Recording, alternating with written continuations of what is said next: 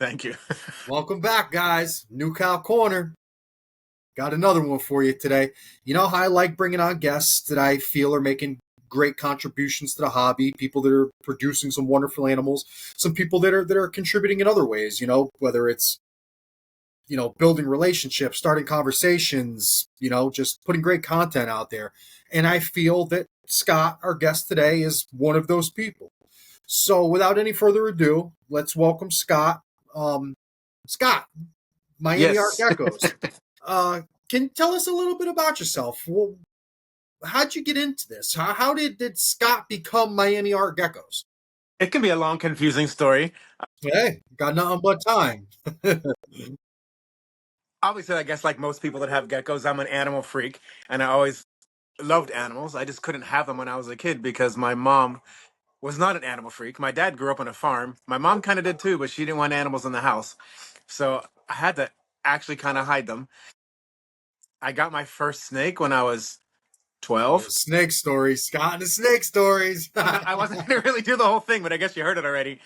Um, Basically, I got a snake when I was 12 years old because I used to walk to school and I had to walk uptown. My parents' town has this one traffic light, and I went past this pet store called Gearhart's that actually, in today's terms, would probably be closed because it wasn't a very good pet store. It always smelled really bad, and the cages were really dirty.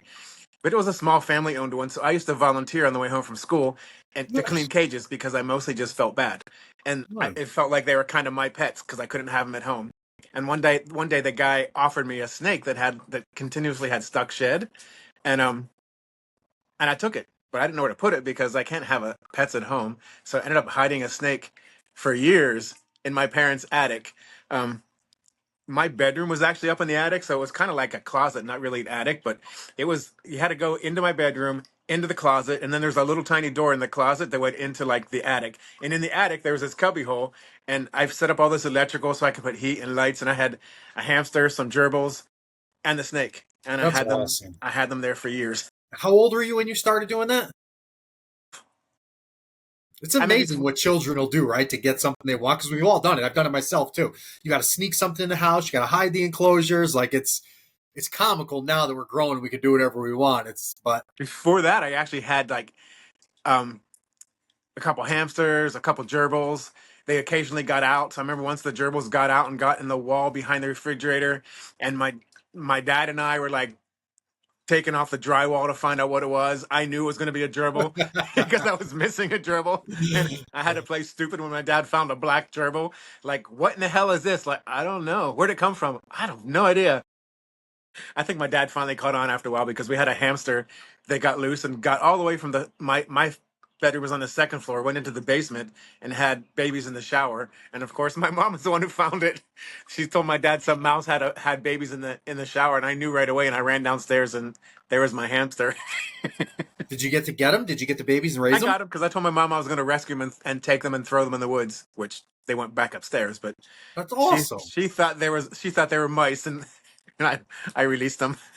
That's awesome. Not for nothing, real quick, to anybody out there that's watching, if you should have children and they show an interest in animals, maybe you should help them. Let the kids explore something. I came up with this theory, and this probably sounds just basic, but there can never be any true success if you never present opportunity.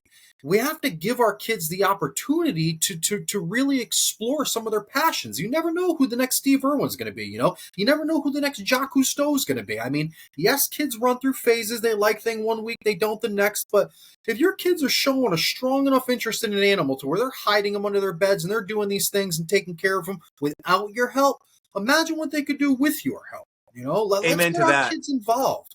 Amen to that. When I'm vending shows and I see parents with kids and the parents aren't really into reptiles and they'll tell you they're not really into reptiles, but they're just there because their 10-year-old son or 12-year-old kid Awesome. is into reptiles. I want to go hug them because That's awesome, I picture right? me as a kid. My God bless my mom. She would never ever taken me to a reptile show, let alone let me buy one. So it's kind of nice.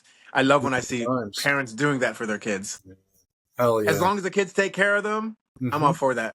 And it's learning. It does so much more than just, Of a course. kid keeping a reptile. I mean, you know what it was like. You're going to grab anyone our time, any book we could find. I used to drive around from vet to vet asking if they could print me pages from their books. Like, it was crazy the things I used to do to get information back in the 80s. And that was learning. You're learning, about geography, history, all types of, climate, weather. You're learning so many things to take care of these animals that, again, we should seriously encourage that in our children, Exactly. I especially if was they're just showing an interest. I was just Miguel and I were at my parents this weekend, and I told you before we were going through the boxes in the attic, Yeah. and I had like two boxes of books that were like nature books, about birds, about all kinds of animals, everything. And Miguel's like, "Why did you have so many books about animals?" And I said, "Because they don't. There wasn't the. I'm 60 years old. There wasn't the internet like there is today. I read these books like 5 times. Now, I." I kept most of those books, but I don't even really need them because you can find anything you want on the internet like really quickly. You're But back 60 years old. in December I Holy will be.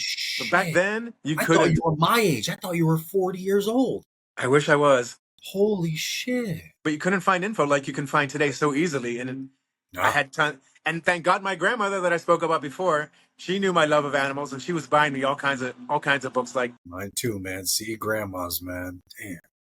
And that love of plants and animals took me through college for zoology, and and after I graduated college, I was a park ranger for 20 some years.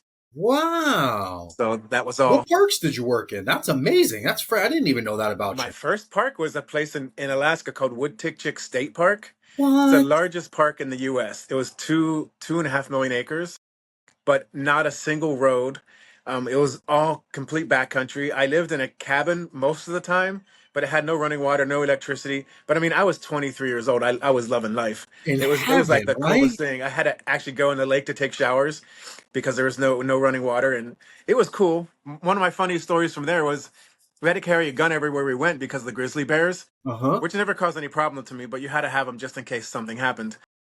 And I saw many grizzly bears, and none were ever scary, except one time when I went to go use the outhouse, that I forgot to bring my gun because I was just going to go to the bathroom. Uh-huh. But the outhouse was like 50 yards from the cabin, and when I went to sit down, it had like double doors. You can close the bottom part and leave the top open, but I didn't close anything because I'm in the middle of nowhere. There's nobody there but me, and right in the middle of sitting on the on the toilet on the outhouse it was plywood sitting on it. Um, a grizzly bear walked up probably like 30 feet away and laid down right in front of me and went to sleep. And literally for like an hour, I was scared shitless, thinking that this bear was going to wake up. All these things keep running through your mind. Like, am I supposed to scream or yell? Do I just let him wake up and walk away? I mean, they tell you to yell, but he was so close. I thought if I scared him, he's going to Well, just like right? pounce and be Piss right them on off. me. What do you do? Do I just sat there for literally like an hour. I got so many splinters in my ass, literally, because I was sitting on plywood.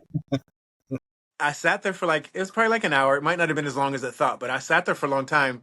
He eventually just got up and walked away. But that whole time I was sitting there, I kept thinking all these things in my head like, he's going to wake up. He's going to kill me. I'm going to fall inside this hole and nobody's ever going to find me. God, What a way it's to die. a real thing, right? There's some terrible stories about. Well, there was a pretty popular book. I believe they made a movie about it. I read the book where the kid travels across the country, moves out to Alaska. He winds up getting hurt or got attacked by a bear, and then wind up dying in a mobile home or something out there. And Oh, they found him. I know what you're talking about. I can't remember the name, but I remember I I remember can't something think. It like was a that. famous book. It was a popular book, and then they made a movie about it. Damn, I can see it in my head. I can see the title. Yeah, me too. Now I can't remember. Have But you after watched? Alaska, I moved to California. I was in Point Reyes and I went to Zion National Park, Yellowstone, Zion. Tetons, Bryce, Capitol Reef, Arches, Canyonlands, Oh man. Shenandoah, Smoky Mountains, Everglades. And my So you last one got was to the Everglades. explore all of these places like you were hiking and this was your job. You got to That was explore all these I mean, parks. obviously you have to like the outdoors and like animals to do this kind of job, It's but my it's dream almost, job. it's like you get paid to be on vacation. It was That's nice. literally my dream job. If I could pick anything in this world and I make good money, I don't care at my age about the money anymore. If I could pick any job to spend my days, I would be a park ranger. Hands down, without a doubt, that's exactly what I would do. You're going to laugh at me, but my dream is when I retire in a few years, I want to be a campground host. And because That's all you cool. do is literally pull into the campground, you live there for 6 months or so, people knock on, if they have any questions or need any help, Huh? they just knock on your door. But Yeah. otherwise, it's fairly easy. And then that's the best way to like explore. Like you can go to Zion and stay there for 6 months, and you can hike every single trail they have. Normally, when you go on vacation and go to a park, you go there for like 2 or 3 days. You hike Can't some ever of the cover the the, park. the popular trails. You don't really get to really see like all the other stuff behind the scenes. And That's I can't wait amazing. to retire. Hiking's a big part of my life. I have a dog that's my world. I never had kids, but my dog, I have a stepdaughter, but my dog is sounds ridiculous to a lot of people. My dog is my whole world. My dog is everything I live for. And we all we do is hike. We do nothing but hike every weekend, usually Friday, Saturday, and Sunday. We're at a different park. And I travel hours. I just get in the car, me and my dog, and we go hit another park, mark it off the list, and that's it. This summer we're going to do 19 miles on the Appalachian Trail. I did the whole Um, thing. did you? Yeah, I would love but not to. at one. That I can't say I did it at one time. I did it in like two different Yeah, that's years. cool. But A lot of my buddies did the same thing. They did sections, but they ultimately completed the whole thing doing the different sections. Did you, when you worked at these parks, how did you get around? Horseback, or did you have like a vehicle, cars? How some did on you? horseback. Like in Alaska, there was no roads. Everything was by boat or by snowmobile. I had to actually order my food on a CB radio. I don't even know if they have CB radios anymore. I had to Drop it off actually an order, airplane. because remember this is 40 some years ago. I had to order food on a CB radio, and they would fly it in a plane, and drop it in a parachute into the water, and I had to go out. And most of it was like dried MRIs, like they use in the Uh-huh. army, and dried fruit and powdered stuff. I could get cold stuff, and because I could just keep it in the snow, I had no Yeah. refrigerator. Yeah. But you got so used to that stuff that whenever I came back into civilization, making apple pies with like real apples wasn't as good as like the dried fruit. You get so Right. used to it, and you get so used to powdered milk when you start drinking real milk again. It was almost like cream. I Your bet. body I just can gets only used to it. imagine. Ugh. So how did you? I'd imagine working in Alaska, in a place like that, you have to be pretty savvy with survival techniques. No, like where did you learn all that? Something you just picked up as a kid? Is that something you learned in school? Where did you learn how to I learned survive? some in school, because one of my courses in college was a 6 week class in Pennsylvania in the Allegheny National Forest, where you had to learn like a lot of survival skills and do stuff on your own. Okay, That helped me a lot. It helped me a awesome. lot because in Alaska, I mean, I had a cabin. I wasn't like Yeah. outdoors, but cooking and stuff, I still had to make fires, Did you have and a wood stove in there? Like a I had a cast wood iron stove. wood stove? Yeah, Yeah. That's like literally a freaking dream, man. but Did you see any wolves out there? Did they lots. have wolves out Yeah, there? They yeah, did. lots. Dude, and no pitch so old, you probably technology, no pictures or cameras or anything, huh? Ironically, I had my parents. Yeah, my parents gave me Really? a Canon camera, one of those big cameras, Huh? when I was going there as a present to go there. And my second week I was there, I was with another guy. We're getting trained. We're in training, and so we're on. Do you know what a bog is? A Like a bog is like a like swamp? floating sphagnum moss that you can Yeah. like walk on, but there's like a Yeah. creek going through it, and we were on a flat bottom boat going through the bog, and we went on a turn, and there was a moose, and to avoid hitting the moose, we hit the side of the bog, and the boat went up, and then it went over, and I was in the water, and I ruined my camera. The ironic thing about that whole story is once I stopped thrashing around and being scared to death, there was a moose right in front of me. The water was only like 3 feet deep. Gonna I have could have some stood up the whole stories. time, but so I didn't get a whole lot of pictures because my supervisor on one Right. of the heard about it, and so in one of his when they dropped the food, he dropped me a couple disposable cameras, but they don't. I mean, at least I have some pictures, but they don't really take Yeah, right. At good least you have pictures. something, man. I mean, Yeah, those are things I'm sure it's nothing to you because you did it, but I mean, that's like people's dreams, Scott. Like you lived like you worked at all of those parks. You know how many people out here wish they could just go to Zion alone? Go and hike through Zion. Like, I tell you what, the first time I actually drove to Zion, um, I cried. I cried like really? a baby because again, remember, there's no internet like we have today. You can look up Zion right now and see like all these amazing pictures. I had a book that showed like some pictures, but it doesn't. It was like a 40-year-old book. It doesn't show. It was color, yeah, but it didn't show like you don't have an idea what it really looks like. And when I drove in there, I couldn't believe there was places like that. And it just Almost out of this world, right? have you No, ever been there? Nope, but I have two What cousins that have. My cousin Zach and my cousin Samantha have both been there, and I am a jealous son of a bitch, boy. I I'll literally tell you what. cried when I drove in there. But visitation there is like It's unreal. crazy. Like now, if you get there, there's lines. When I was there, it wasn't as busy. I mean, the internet made all the parks like super super crazy busy. Which kind of takes away a little bit when you have to go to a park and Yeah, you sit in line for yeah. half an hour just to get inside. It's like you're at It Disney or something. And it wasn't yes. like that when I was Gives there. it a So very it's commercial feeling. It's yeah. what are you gonna do? It's still I get it. It's something that's worth standing in line and seeing, I suppose. I never seen the Grand Canyon either, believe it or not. I have Oh three really? I brothers. They worked there all went. too. Never went. I worked there too, but when I worked there, I worked on the North Rim, not the South Rim, and I worked at Weep, which is at the bottom of the Grand Canyon most of the time. That Shit. was So when you're a park ranger, are you technically working for the government? Did you work for the government and bounce around from state to state? yes, That yes. is freaking cool. Are you doing that? What are you doing now? Why'd you stop doing that? Um, my last job was in the Everglades National Park, and Been I there. took a job Awesome. there that was basically setting up a recycling program. And I took that job. Federal positions you have to apply to, and you have to adhere to what it says. So it was a 6 month position, knowing that after the end of the 6 months, I was going to get my old position back. But you can't just get your old position back; you have to apply for it. But it was understood that that's what was gonna happen. So I took the job because it was setting up a recycling program for Everglades, for the parks in Washington D.C., um, Yellowstone, Yosemite, and of course I wanted to go to all these parks for like a couple. I mean, I'd worked there before, but to go back for a couple weeks designing a program was cool. But at the end of the 6 month, Bill Clinton was president. He put a hiring freeze on all federal positions, so I couldn't go back to my old position because I couldn't even apply because there was a freeze.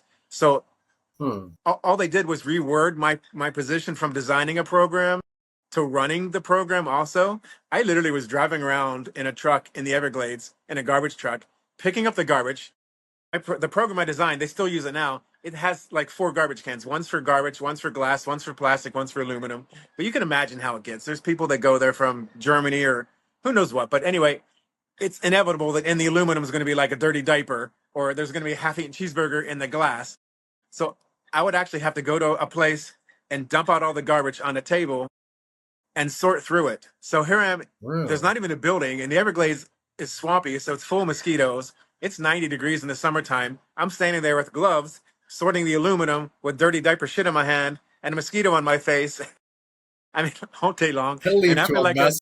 literally after a few months, I was like, I can't. I'm a garbage man. I can't keep doing this. And they predicted that the freeze is going to be like a year or two, and I was like, I can't stand outside for a year or two with shit in my face, literally. So I was already a veterinary technician, also Oh certified. So I shit. started working for a veterinary technician, which ironically, I applied for a job from one of my friends who was a perfusionist for liver transplants, and I applied for that job and got it because I knew the instruments. All they never asked me what I actually did. They gave me a test on instruments in the surgery room, on instruments and all the medications. And the medications for animals is the same as the medications for people. I It's just hear. different dosages because it's by how much you weigh, by kilograms or whatever. And so I Hear. knew all that, and I knew the instruments, and I got the job. They didn't even know for like 10 years that I actually worked in a veterinary clinic. And they're Hey, like, "Why didn't you tell us? You never asked me." I commend you, dude. You gotta, I mean, not that I'm saying you faked it. You knew the information, but fake it till you make it. You gotta play the part, man. Like your life's on the line, your livelihood. You gotta make some money. I get it. So how did that? Is that what you still doing that? You still doing No, vet stuff?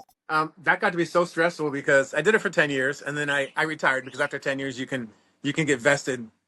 I actually worked for the University of Miami. Oh Um, shit! I stopped because it was hard because my job was actually I would get a call and it would say we have a liver for you, and it's in New York. You need to go there right now and remove it. So my job was, I'm happy because I know you, because you've been a patient for like months and we've been trying to get you a liver, and now I finally got you one. So I'm excited. But now I have to go to New York and tell somebody's mother of an 18-year-old kid who just died in a car wreck, who's brain dead, who already he's already signed the papers that they went, but I still have to, can we please hurry? How do you say that tactfully? Can we please hurry? Because the longer your son is on the machines, the less likely his liver or his organs are going to work when they're transplanted. So you're immediately faced with like, oh my God, like it's a whole different situation. I left being really happy. Now I'm like, how do I like be nice with you and me to get them to like sign off to pull the plug, which sounds really crude, and it is kind of crude, but after I just get so like it's too emotional. That's a double-edged sword, save a life, but you got to take one to do it, or you got to. I mean, that's. So at I the mean, same you're not time, killing anybody. I mean, you're technically not doing anything. I mean, your objective is to get the organ to save the patient. I mean, it you was got you stressful. got an emotional life, brother. But at the same time, I was doing that because I worked 12-hour shifts. I would work 4 days one week and 3 days the next. So I would have off 4 days one week and 3 days the next week. So I Yeah, had a lot that's of spare awesome. time. And one of my good friends owned a pool business and said they were going to go out, they were going to retire soon. Did I want to get interested in that? So I started learning how to build pools, maintain pools, change motors, and all that stuff. And I bought their company and then quit.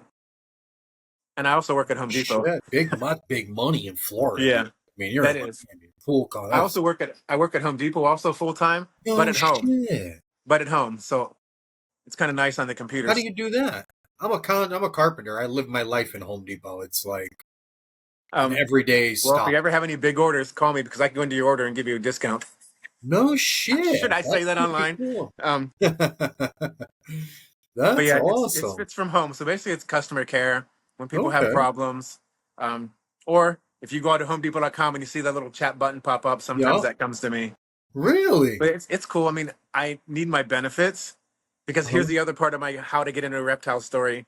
All those years that I worked as a park ranger, I had a dog and I had a cat. My dog's name was DOG, DOG. My cat's name was Mrs. CAT. Um, People always ask me how to spell them. That was the funnest part. But anyway, I couldn't really have like a lot of reptiles because Yeah. I literally put everything in my car and moved to the next park. So I didn't have like a lot of stuff. And 2018, I was working at Home Depot and I was working in the stores then. I started having problems breathing.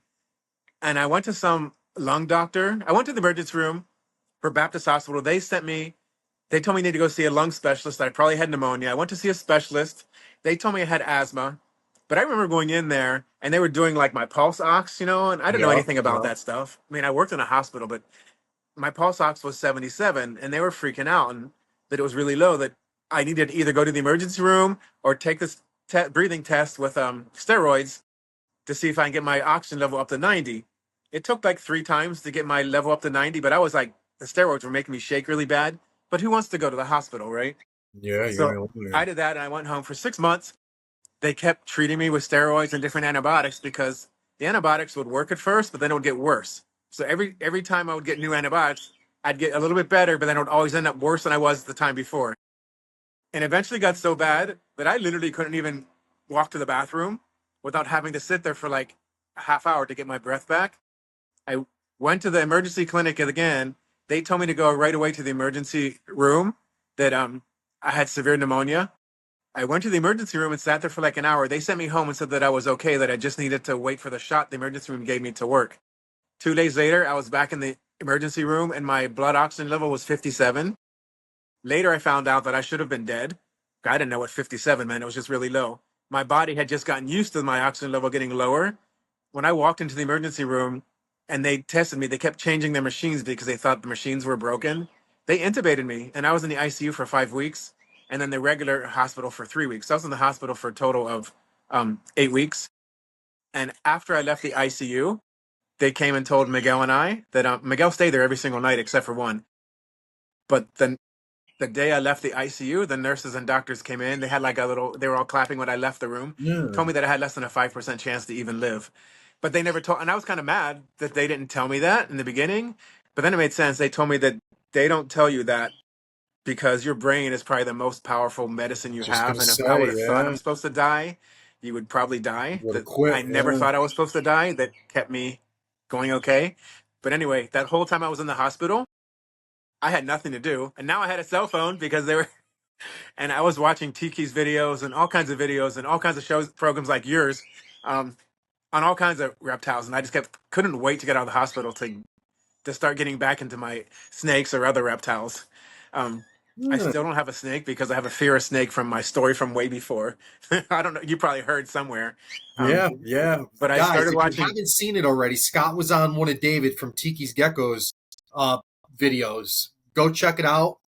Hilarious story. We'll get into it later, but you'll see. Just go and check out the video with Scott and Quincy from Gecko Nerd from on David's page on Tiki's Geckos. Man, check it out. Great video. My mom saw that video, by the I was way. just gonna ask you. She saw it um, like 3 weeks ago, and she called me back and said, "So you told these people you had a snake in the attic, and and Donna, who was our neighbor at the time, bit you. Where did you make these things up?" I was like, "Mom, I really did have a snake in the attic. You can actually go in the attic and look right there. You can still see the enclosure. It's still there, No and shit. you can still see blood on the floor because it was a wood floor. It wasn't finished or anything. You can still see the red spot on the floor." And she went up and looked, and it That's wasn't hilarious. a lie. Imagine that. Imagine that. Oh my god. So But what's anyway, the whole time in the hospital, I just watched Tiki's videos, and as soon as I get out, I got a couple leopard geckos, and a couple turned into like 20 right away, and then it's crested geckos and two or three. Who has two or three crested geckos? nobody. And it just went from there. Nobody for longer than a week. So I'm curious, what was wrong with you in the hospital? What happened? Did they ever tell what was the diagnosis? What Yeah, was going it on? was pneumonia. It was pneumonia, Really? I but did that to you or hit you that bad, huh? well, because apparently because they gave me steroids and different antibiotics. I was on I think 12 different antibiotics in 6 months because they use so many different kind of antibiotics. It Suppressed your makes immune system. it makes your it made the strain of pneumonia I had super strong that nothing was good. It took they had to give me chemo medicine for malaria You are to get so rid of my lucky. pneumonia Oh, because my pneumonia got super strong because of all the antibiotics. So it wasn't that it started out like super strong; it's because it was created with all the different antibiotics. If that makes any sense. it does make sense. Like you are very very lucky. I mean, They I'm weren't no giving me. doctor, I but was never diagnosed with pneumonia until I actually until I actually got intubated. So they were treating me with antibiotics for asthma. So it was just making my pneumonia worse the whole time, medical malpractice. I stronger. was watching this crazy show the other day, but the statistics were mind blowing on how many deaths are actually related to misdiagnoses, improper treatments, and I mean the numbers, Scott, were like how I like how is it even real? Like I actually meant to fact check it, I guess, if you will, because the number had me that like Dude, when I was in how the hospital, when how I was intubated, the first doctor I had, we're friends to this day. He actually told me so many, well, not so many stories. He told me that I have to always be careful when to go to a doctor and check everything, and because of what you just said, mm, and that he explained what happened to me that they had treated me for the wrong thing. They weren't treating me for pneumonia, so the antibiotics were never strong enough for pneumonia, but it made my pneumonia stronger each time they would give me these different antibiotics. they're And damn I'm near thinking, killing you. okay, well, are they going to kill me here? I mean, because you're all doctors too. Yeah, and Oh, amen, man. I'm like a glad. little, I'm glad you I'll made make it. this part really short, but because of the steroids they gave me too. Like when I went home, I walked home from the hospital. They told me I was going to be an oxygen the rest of my life. One day I just took it off, and I'm okay now. I get winded if I run, but otherwise my oxygen level is normally like 94. Normally we're like 98, but I'm doing good. Like 6 months out of the hospital, I started having shoulder pain, and I finally went to the doctor because I thought it was just because I sleep on my side. It turns out that all the steroids they gave me as well caused your blood vessels can cause blood vessels to die in your joints, and when the blood vessels die, the bone disintegrates. So I had to have my shoulder replaced, and both shoulders and both hips replaced, all because of that whole mess up from the very beginning. And that all took Oh my place in god. 1 year. I had surgery for my shoulder. 2 days before my shoulder, I suddenly couldn't walk. Miguel had to push me to a doctor's office in a wheelchair. And then when like doctor was getting X-rays, Miguel and I walked into the room and she was crying like tears. And I was like, "What happened?" And she told me that the same thing was happening here was also in both hips and probably was going to happen in my shoulder too. So I had to have all them replaced. And how long did it take? Obviously, you didn't do it all at the same time, but how long did it take for you to recover? My It was boss had like a a shoulder year. replacement. It took him fucking It was four like a year. months to get over one shoulder. It was like a year. But I have to say, the hips are easy. The shoulders, in my mind, I mean, they told me that to begin with, but I'm thinking, no, my hips are going to hurt. I have to walk with them. I don't have to use my arm. I can use the other one. No, the shoulders are a pain in the ass. The hips are, I don't want to say a piece of cake, but they're easy. You know, Like not you for can walk. nothing, The but next I've day you get a seen hip them on replaced, you can YouTube. I've walk. watched them do hip replacements. It's terrifying. It's terrifying to watch them Oh, do a hip. I asked the doctor to videotape mine to get the videotape. I watched one of them. I didn't watch the other one because my one leg was broken three places by my hip. And I mean, thank God you're asleep because they actually like they use like this big hammer thing and poke this thing that's like Hammers and no lie like this saws long and and yeah. how'd you break your leg? How'd you get your leg broken? A moose in Alaska? No, my leg no. Okay, my leg didn't break. My leg was from the where the bone disintegrated. It had fractured in three places. But I was still walking on it. I didn't even know. So And how you actually when they feeling now? fine. Got you all put back together. You're like a robo gecko breeder I'll, now. I'll never get I guess I'll never get arthritis. Pretty much, right? Shit. I mean, if you made it through the rough part, I mean, Then he then he downside, maybe positive side. Every time I go to an airport now I get frisked because I make everything go off. I mean, you I would guess say something like that. I don't look old enough to have like all these joints replaced. And they're always No, like, no. what do you have anything here? It's like, no, they're all replaced. I have to take a letter with me. They're all replaced. It's And then they crazy have how to young you look and to have all these medical things. I literally feel like even looking out my, you're my age. I'm 40 years old, 41. Like you literally could pull off your 40 something, dude. I wish you should see Miguel. He's 57 and he looks like he's 35. There you go. So God bless you. Hey, thank God you have him, huh? Does he support the Yeah. business? How does Miguel feel about the reptiles He and hated what him at you're doing? first. He Huh? hated him at first. But he actually encouraged me to get them because he saw me looking at all the videos in the hospital. So he was never against me getting them. He just didn't know it would get to be the numbers that they are today.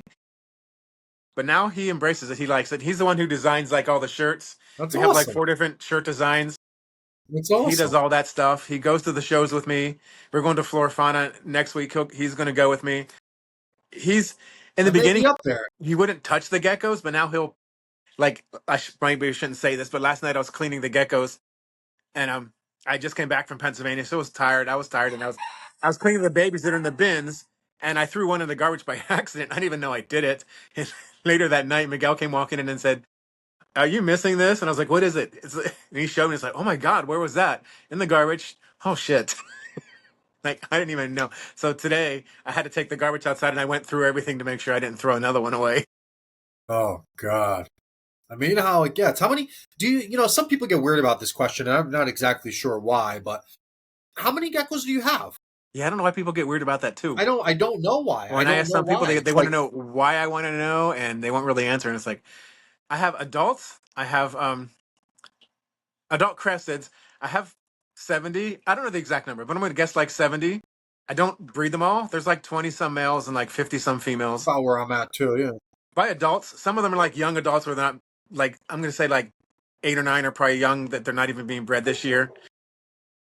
Two are like retired ones, but the rest are all breeding adults. Oh, so And that's super I have manageable. like four Sarahs. Um, like Beautiful Chihuahua. I see. We're going to talk about that one. four of those. That girl is I woof, can't wait till I just paired them up. The male and the female look the same, and I can't wait till they.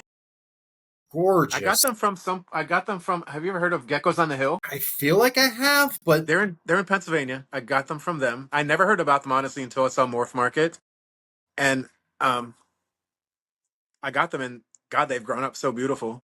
And I have two gorgeous. others that I've got from Brian from Sundown. Uh-huh. Those I have. That's my passion is personally Chihuahuas. I have up to 33 of them or something like that now. I have 12 pairs. It's technically their first season. The 12 pairs are running. I've hatched a few that bred and made it first and whatever. I've had probably 6 or 7 babies since December for I don't do a cool down thing, right? Like most breeders will, they cool their animals for the winter.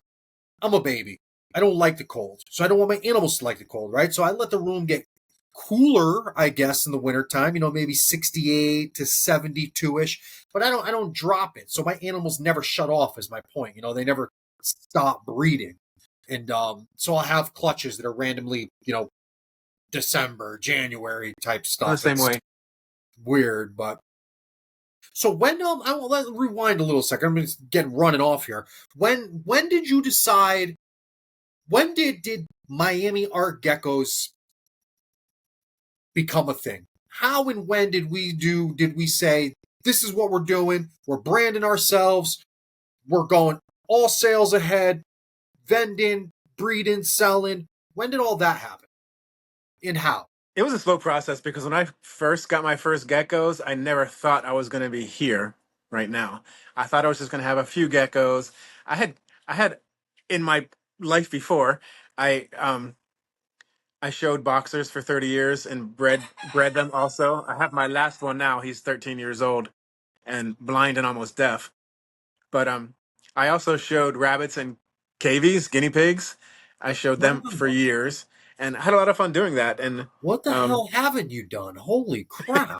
so when That's I started getting amazing. the cavies and leopard geckos, I guess one point I can make here is do your research before you buy. I mean, obviously I watched videos a lot of from Tiki's and Sure. other people's videos, but I wasn't really concentrating on what I really wanted to get and what morph I wanted to get, et cetera, what colors.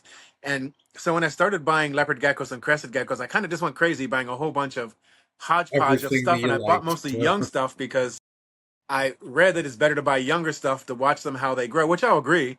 Um, Yeah, but I for just didn't sure. have like I wasn't focused on anything. So I had like well, there wasn't really like a whole lot of morphs. I guess Dalmatians were a morph, and Lily Whites were a morph for crested geckos.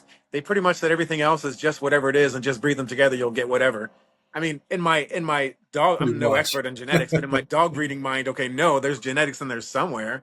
But now it's much different than it was even just 10 years ago.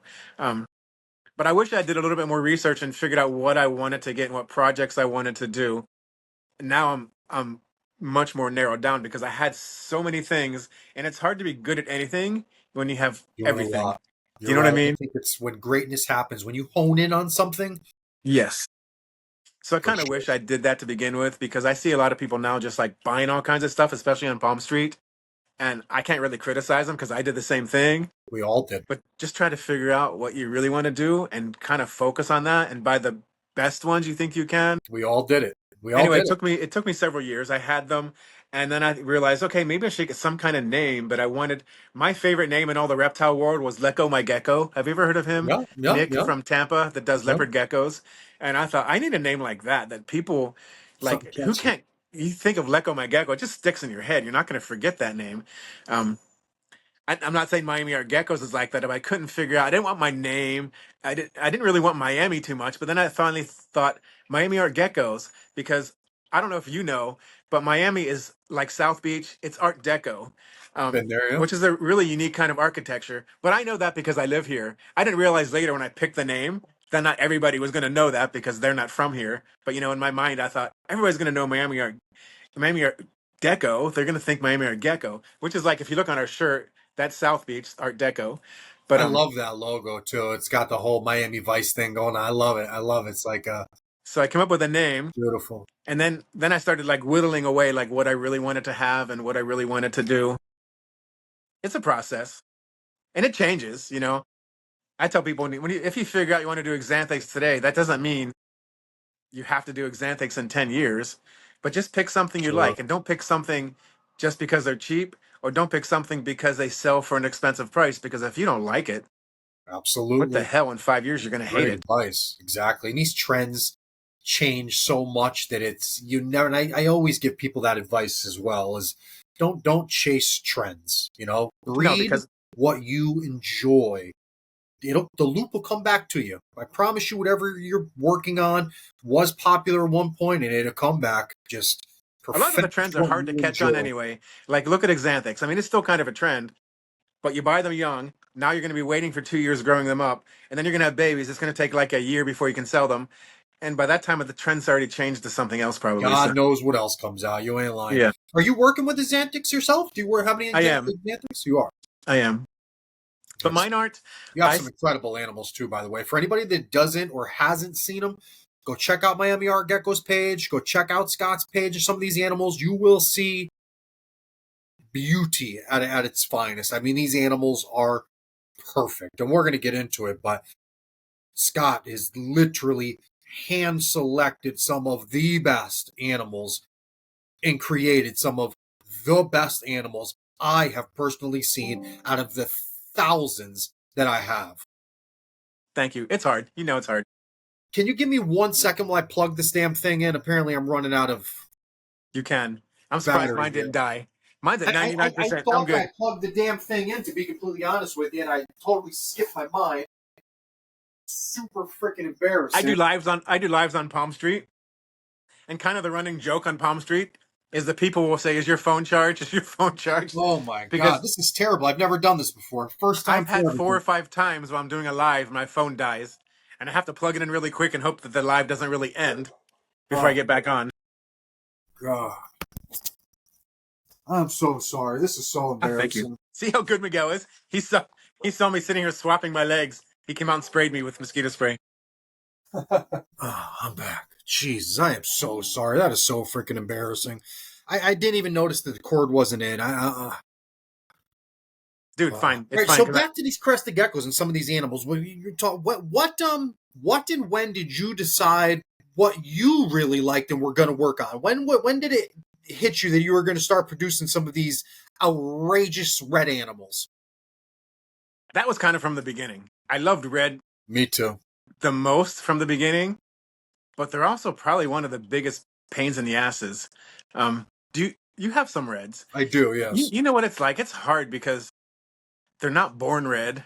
Some of them are kind of red, but they're Yeah. mostly born like brick red. So you have to hold on to them longer than you would like a normal animal, or another animal, another morph.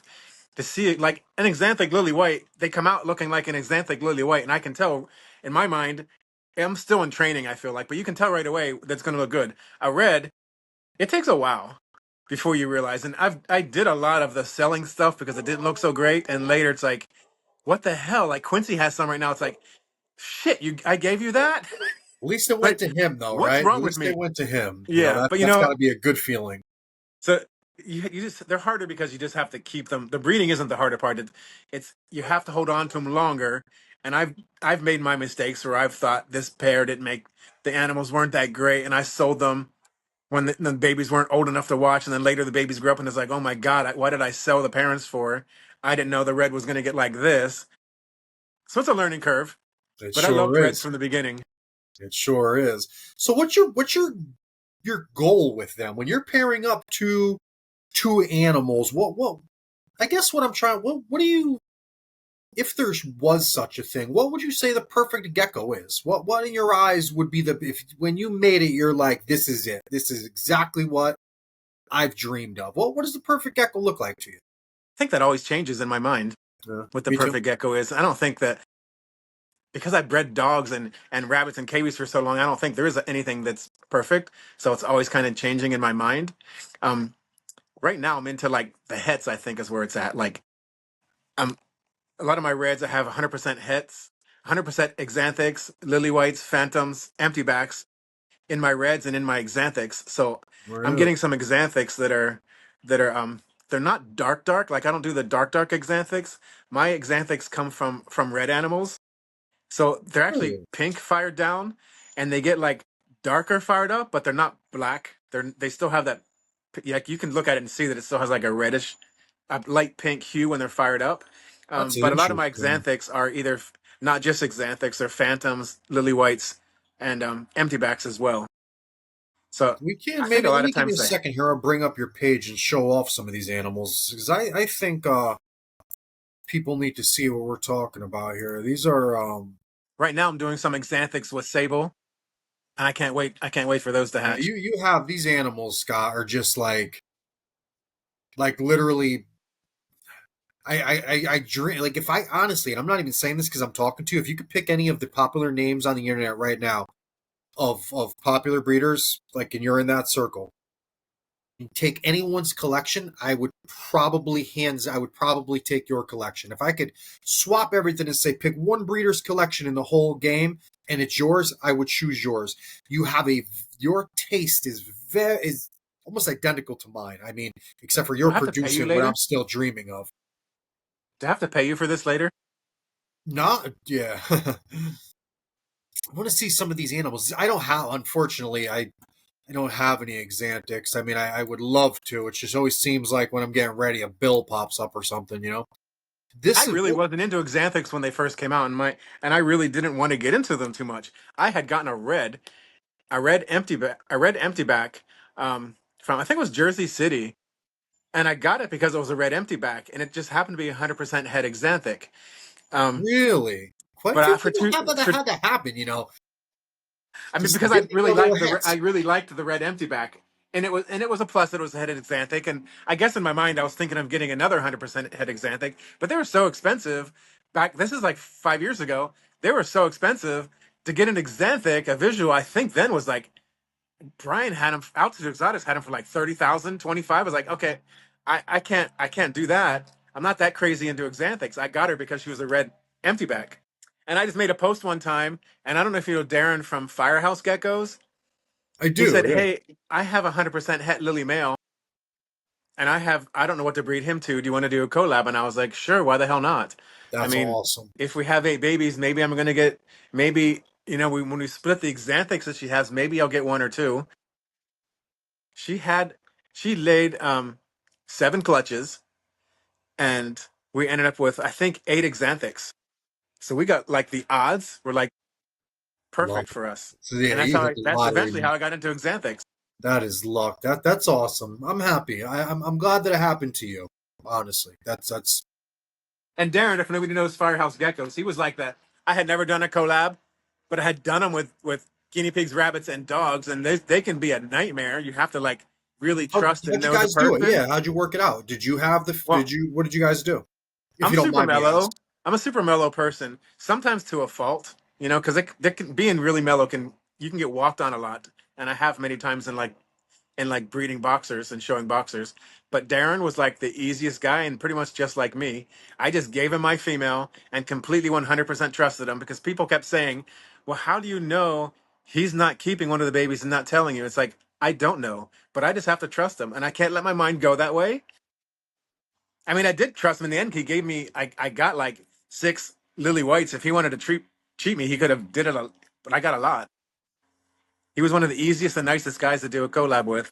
Good, good, good. I'm glad. Not that I would expect anything different from him, but I love hearing things work out like that because it's just we got as humans, we gotta trust people, right? We gotta work with each other. I mean, I am Yes, it kills me when I there's too hear much people drama getting and scammed and ripped off. It breaks my heart because it's like, yes, for what? For there's what? too much drama in the crested gecko. There's drama everywhere in the dogs, even in guinea pigs and rabbits It and crested really geckos is. too. There's drama. I just try to stay out of it because it's no fun.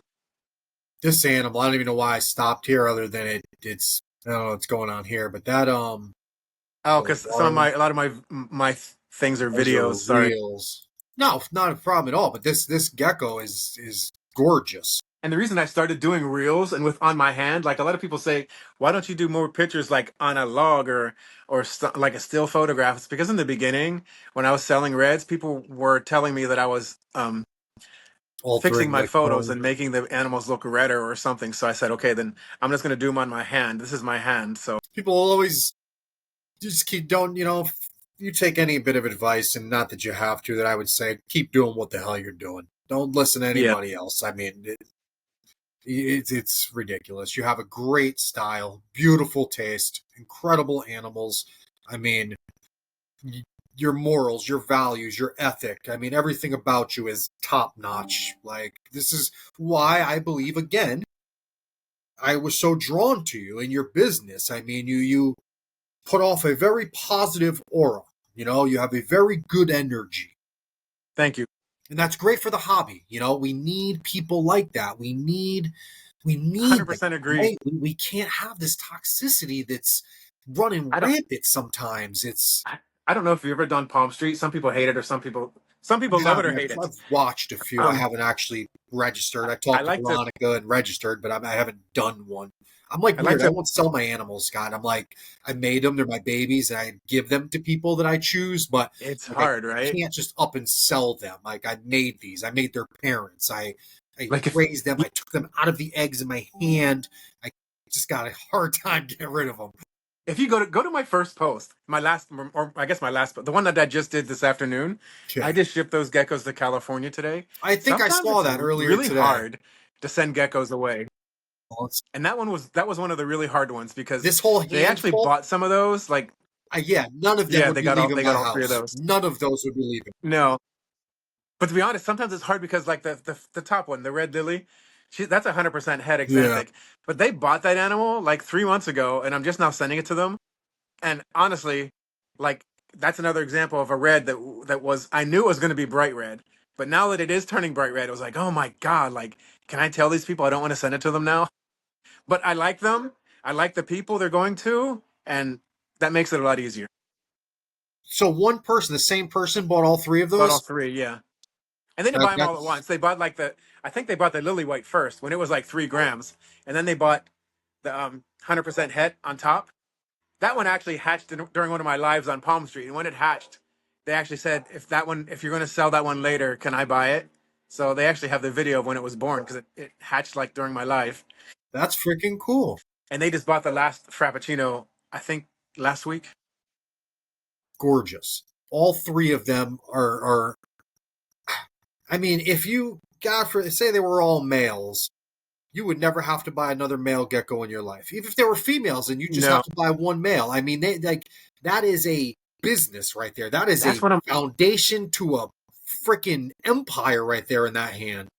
That's what I'm always telling people when they see something like that and they say, "Oh, it's a male." I mean, I don't even know what they are. I didn't even sex any of them to be honest, and I don't sex most of my animals until well, on Palm Street, I'll sex them as I'm selling them. But the ones I'm going to keep, I usually don't sex them until they're older because I don't want that to Doesn't persuade matter. me to keep it or Yeah. not to keep it. And Yeah, I always tell people, like an animal like that, who gives a shit if it's male? I would hope it was a male because that's much better. You for can breed sure. that male to like 3 or 4 females. If it's a female, she just For got one sure. shot. For sure. For sure. I mean, and these are. I'm like, oh, I'm losing my words. Like that's how I feel about this hand. When I saw you posted it earlier, I was like, I mean, that's got to be a $10,000 hand right there. I mean, And you that see that, and you see the little one, the Frappuccino. yeah. That's not even really red right there. That's an example when I was telling you when they're well, you have reds when they're born. They're kind of a brick red. That Is thing's he gonna is he get it's red? gonna Will he get be bright. red? Is that from Red Lines? Is he going to be It's from red? red lines. Yeah, it's gonna get bright red. Yeah, yeah. I can absolutely tell if you know reds, it's how they start that color fired that will turn into a very unique. I know exactly what it will look like. I mean, at least in my collection, when they're babies, they have a certain hue, but it always turns to this color later, and then Yeah, there's yeah. different phases, shades when they're younger, and they go to a different color red. I've learned to be able to tell with, at least in my collection, which kind of red the babies will turn. Kind of How can you tell surprisingly, how do you, and I hear a lot of people talking about it, and I hate to sound like a retard here, but how can you tell visually that an animal's a het exanthic? How can you I tell? can't. You Oh, you can't. can't. I only know that because the The genetics lineage. behind it. I only know that like that red one, for Oh, example, it's the father is Phantom Lily White oh. Exanthic. I So thought people were just telling, because I always hear people say, "Oh, it's a visual het or a het or something," and I'm like, how are how do you people know? telling that it's a het freaking Yeah. exanthic? So all his babies, if I breed them to a normal, all his babies that aren't visual are 100%. I But you still don't need have two any. of them, right? You still Yes. would need two to have an exanthic. No. You can breed a visual to a normal and get xanthics, and you can breed a visual to a 100% het and get xanthics. I don't breed. I No shit. I have stayed away from breeding to get the 50 to 60% hets because that's just frustrating to me trying to sell something that may or may not be xanthic or keeping Yeah. something that may or may not be xanthic. I'd rather just not deal with that. Well, I commend you on that. I feel like it was done for a long time, though. Like I said, I've got buddies that are breeding animals that had no idea they were head exanthics, and exanthics are popping up. So they didn't know. But I mean, I commend you on honing in on the lines. That's a noble thing to do. It's It just was that's confusing for me too. yeah, You for know, sure. I'd you imagine keep so. something and to breed it for 2 years to find out it wasn't what you thought it was. So Sure. So what pairings what what pair did these all three different pairs these babies here? Yes, the two on the right are related. The lily Oh, yeah. white, the lily white, and the 100% het have the same father, Okay. Okay. and he's a phantom lily white. Nice.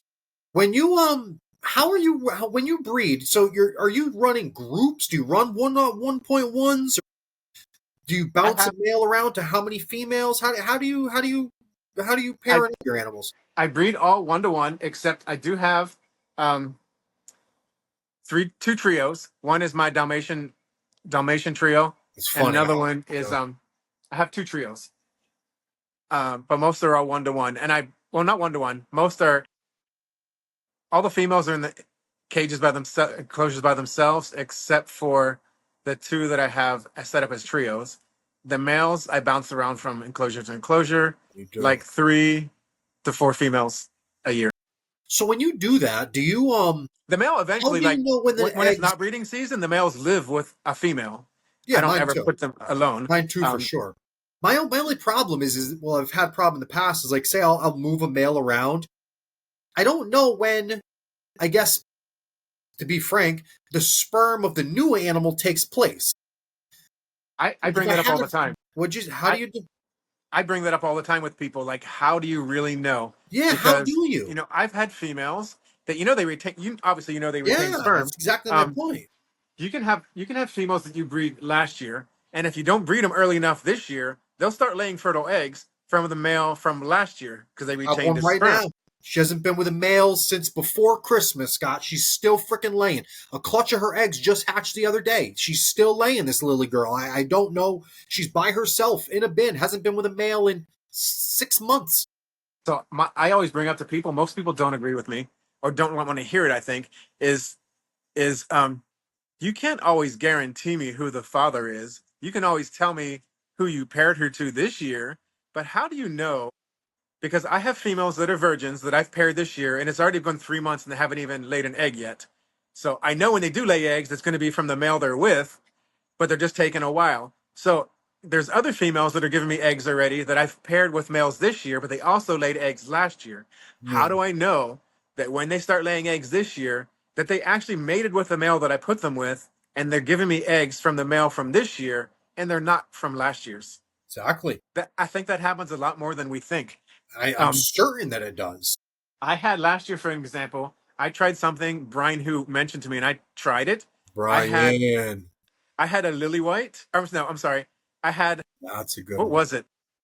I had a female that was giving me eggs, and I had bred her to a normal male before. She gave me two clutches the next year. This is last year. She gave me two clutches with retained sperm. So I threw in a lily white in with her, and her very next clutch, when it did hatch, I got a lily white baby, which told me either she dumped all the sperm from the last male and she started laying eggs because it was a lily, it had to be from the new male.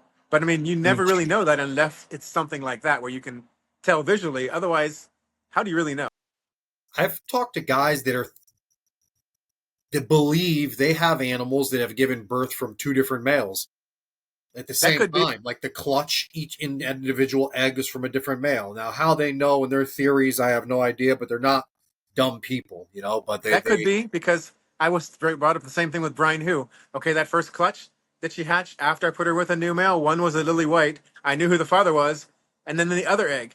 I'm going to assume that that came from the lily white also. It just wasn't a lily white. But how do I know that wasn't sperm from the last male from the year before? Who I knows? guess we never will. That's Unless you do interesting. I DNA was just testing. curious on how you would tell. So when you say you're going to sell something like that, what would you just list it the father as one of two, or how do you go about that? No, I just do what everybody else does. It's the male that I put her with this year. Unless it's something obvious that I can tell that it wasn't.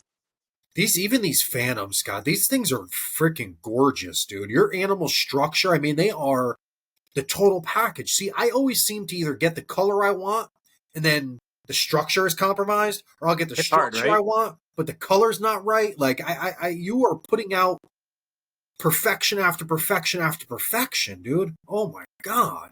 Or maybe I just don't post the ones that aren't so perfect. I mean, I suppose you could do that, but I Look, mean, that Jesus, male in the bottom left. Jesus, Jesus. What is this? That is Which a one? This guy? Yeah, it's gonna. He's. I think he's only gonna be up for a second, but he's one of my favorite males this year. I That's when he was think, a little bit smaller. is he this guy? I was just looking at one and he's mind blowing. This dude. Who the hell is this? That's Shockwave. That's the same one. Woo, woo, woo, I have some woo. babies coming from him now. That's a younger picture. I have some babies That coming was from him him? now. I'm Really? so His excited. lateral pattern blew up like that?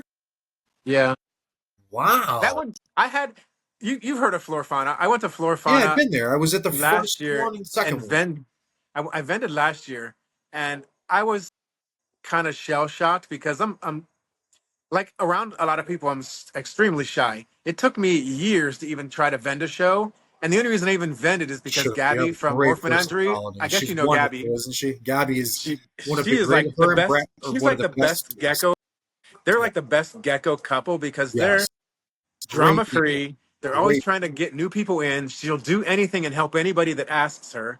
I heard so many wonderful stories about her. But anyway, I was friendly with her, and she was at West Palm Beach at a show on a Friday night, and she called me, and she said you need to come vend, and I said no, Gabby, I'm scared to death of vending. I can't do that. She's like, please, I have an extra table, and it's for you. I already have it set up for you. You're gonna come. We'll take you to dinner. And Miguel and I went, and I actually found out that I really loved vending. It was a lot of fun, but I felt like a homeless person because I had a whole 8 foot table. I took 20 animals. I had no tablecloth, no sign, no shirts, no nothing. Just me and 20 animals and deli cups on its table. But it was a lot of fun. Yeah, I'd imagine you were great at it. Again, you have an amazing personality. You're super approachable and friendly. You fit the bill. Like you make a perfect vendor. You know, someone can come up and talk about geckos or talk about life, you know, and still walk away with an impressionable experience that I don't know how to explain it, but it's again, it's My I'm favorite thing are the glad you're kids. vending. Like I'm I told you glad you're before, to doing see this. kids that are into reptiles, I love that. Me too. That's what I do it for. It's what I do it for. Everything, even this, everything I do is for our next generation. These kids, man, these kids. I don't, not my kids, not your kids. I don't care whose kids. They're all kids. They're our kids. They're the world's children. They're our next generation. We have to protect every child. We have to cultivate every child. We have to encourage every child. Like Exactly. it's for everything I do is for the kids I never had. I guess Yeah. It's glad to hear that you feel It's kind of similar. why I love Palm Street. I know Palm Street has ups and downs, but my favorite thing about Palm Street is that I was one of the original 5 people, unbeknownst to Were me. you really? Yeah, unbeknownst to me, when they were I was at Florifana last year, and Jeff from Palm Street was at Florifana because Gabby invited him to talk to him about bringing reptiles onto Palm Street. I didn't know any of Okay. this, so So nobody she knew any of did this. do He it. was Gabby walking around did do it. Florifana trying to figure out what people would be good as the first people to start on Florifana or on Palm Street. Gabby called me one day, like 4 months later, and said, "Hey, this guy Jeff's going to call you about doing something called Palm Street. Just say yes, Scott." I was like, "What is that?" She said, "You're going to vend. You've been on Palm. I knew Palm Street because I obviously you can see The behind me. I plants, love yeah. plants. So I was on it for buying plants. And when the guy talked to me, I first told him no because I'm kind of introverted, and I thought, how am I going to talk to a phone on people that I can't even talk back to me and sell geckos? But I said yes, and I actually love it now because in the beginning it was not gecko people at all. Yeah. It's a plant app, so it It's was a lot hundreds and now. hundreds of people that just knew plants asking, "What is that? How do you take care of it?" And it was actually kind of fun because it's like all new people, Man. and it brought Palm Street has its downs, I know, but it literally brought hundreds and hundreds and hundreds of What do people into you the what reptile world that wouldn't have never been exposed. what do you think are some you also vent on Morph Market. What do you think are compare and contrast the two? How do you feel about the two Morph Market versus Palm Street? It's like someone like me. I could potentially sell, but I don't, and I think about it all the time. What are pitch the They're two like for me from someone that knows them they're both? like two different animals. Morph Market, I would say, is better for something high end, um, but it's also a lot of it could be a pain in the butt. Um, it's you have people like me that are looking for something and I find it, I buy it. That's easy. But it seems like a lot of times Morph Market is also you don't know who the people are. You can't really talk to them just via email. And it seems sometimes Morph Market is you get an email, you answer back right away. And then 3 days later, they answer you back again with another question, and you answer them back right away. And 3 days later, they answer you back. And then after like 2 weeks, they finally say, "Let me ask my dad." And you're like, "Who have I been talking to this whole entire time?" It's almost So dangerous. Morph Market is a lot of, well, not like exactly that, but a lot of back and forth and people ghosting you. And I get it, but it's like that. Where so that can be a downer. The good part is most of the people, I guess, on Morph Market are more educated on geckos and are more willing to pay a higher price for a better gecko. Palm Street tends to be it. It is changing, um, but Palm Street was more cheaper side, and it was hard to sell $1,000 xanthic compared to like a low quality $50 or $75 tricolor. When in these people's minds who don't know geckos, that tricolor is prettier than the xanthic. You know what I mean? Because the xanthic Sure, just looks gray. for So sure. it's a lot of education and a lot of firmness standing behind your price. Like, okay, I'm showing you this $1,000 xanthic or $1,200 xanthic just to show you what you could have. Uh-huh. If you're interested, you can buy it. And eventually, sometimes people do buy them on there, so it's not all cheap stuff. It's just Yeah. it's an auction. So they're vetted through Palm Street, so their credit card information is already in Palm Street. So when I'm doing an auction and I put an animal up for 400, starting at 400, Well, people can they're either say already yes getting or say charged. no. So some, if you want it, you're gonna hit bid for 400. If somebody else Money's wants to right beat there. you, they'll pay 410, 420, 430 until it finally ends. And as soon as it ends, the money is taken out of their credit card and given to you for the shipping also. So it's no hassle. It's sold right away. Um, You get the People money complain right that some, away? Do they hold it? Is there any like buffering when time, or do you go? Does it when go you right to first you? when I first started, and I think it's this way still for people that just start, and because they don't know who you are really, um, they hold the money until the gecko is shipped and received by the person. So depends on when you ship. It can take like a week or Well, two that's weeks to get safe for paid. the consumer. You know, it's a little protection for the It made consumer. sense, but now because I've done it for a while, and once, not just me, but once you've done it for a certain amount of time, they pay me 4 days after the auction. So it doesn't matter if I ship the animals or not. Okay. So my auctions are usually Thursday. By Monday afternoon, I get my money. Good. So if you had to pick one and you can only use one, which one are you picking? Palm Street. Really? I love what they're doing. Like I said, I've talked to Veronica. I went through the whole onboarding thing and everything, and I never set up a show because I panicked and didn't want to sell my animals. But it was super easy. You know, they reached out to me. Like I said, I didn't deal with Jeff. I talked to Veronica. She was super friendly, She's super very nice. easy to deal with, very, very pleasant. It was a very pleasant and personable experience from a arguably large company, right? Like they took the time to contact and deal with me, and I always commend them for that. The downside of Palm Street could be, I see a lot of people complaining like I had a $200 gecko and it only sold for 50. Okay, my comeback is, why did you start the bidding at $50 if it was a $200 animal? Yeah, why just sell it then? Why would you? I I mean, mean, once somebody that's buys it, you're stuck. But if it's a yeah, $200 animal, if you're okay with starting a bid at 175 and hoping that it goes up, go ahead and do it. But you don't got to be complain willing to later take. that the only person that bid won it Yeah, for 175. yeah, you got to be willing to. Yeah, that makes sense. I mean, hopefully people understand that Sometimes the base. more expensive animals don't sell the first time, they don't sell the second time. It might take 3 or 4 lives before somebody buys it because, and you can't be upset with that because you have to have the right person who's looking for the right animal and you happen to have it at the right time. And then they buy it.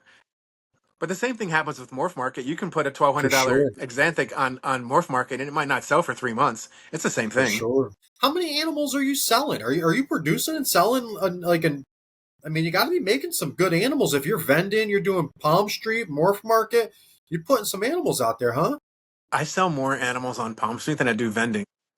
Really? And Really? weirdly, I've done a couple shows while I'm vending at a show, and I'll sell my expensive animals better while I'm vending at a show because that's where I don't always show my best animals on Palm Street. I'd rather put them on Morph Market or somewhere, but I do show sometimes on Palm Street, just more education to show people this is what you could have, and Yeah. sometimes they do sell.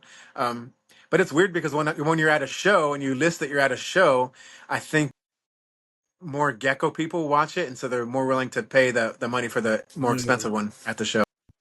Huh. Interesting. How Of many? course, What? I'd rather sell it at the show because then they can just walk away with the animal right Yeah, then. for Um, sure. and on Palm Street, I have to actually ship it to you, but that's not a big deal. For sure. Shipping isn't as expensive as it used to be.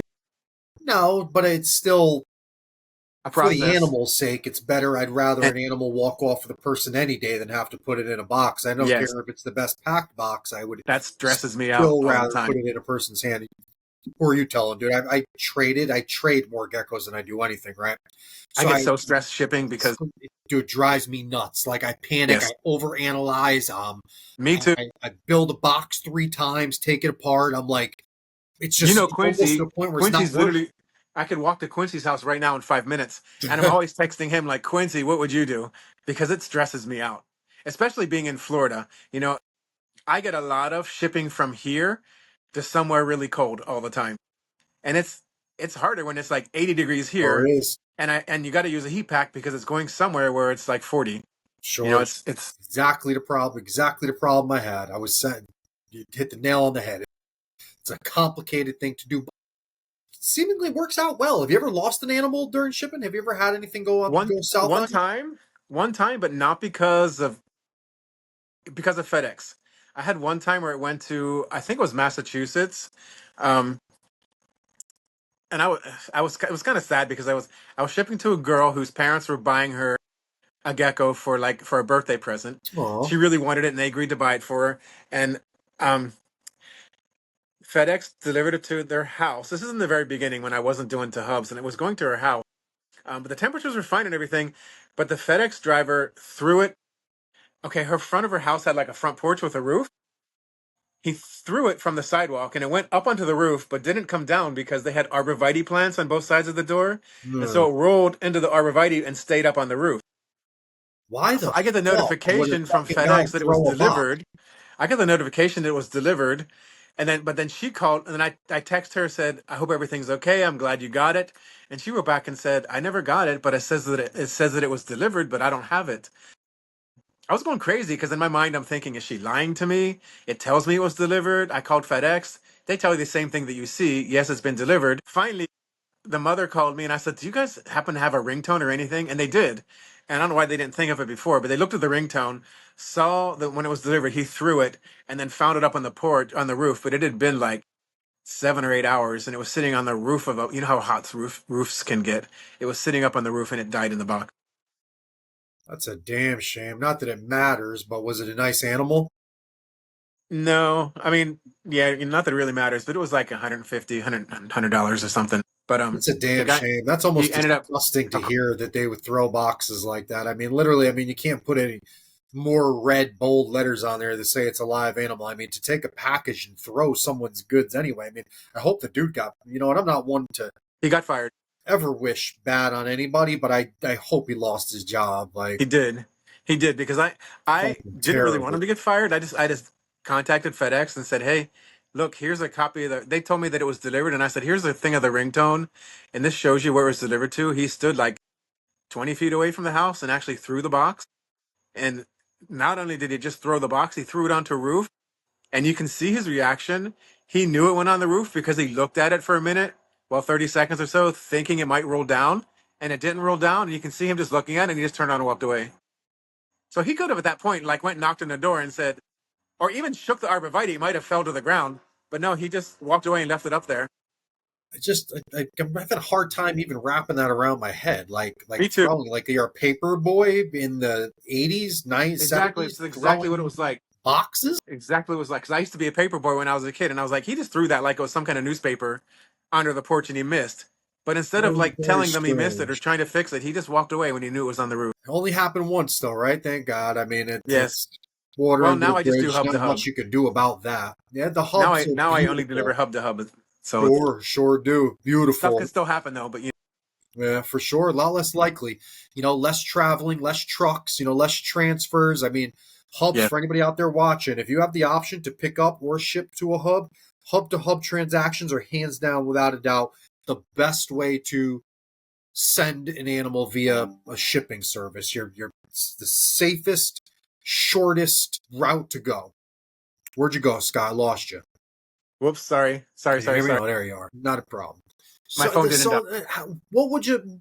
I don't want to get too personal, but anybody can really technically look. Would you say your average price is for your animals? Where are your animals fall in the market? Where do you fit, like price wise? Where are your animals? That's like a big, Is it a huh? broad range?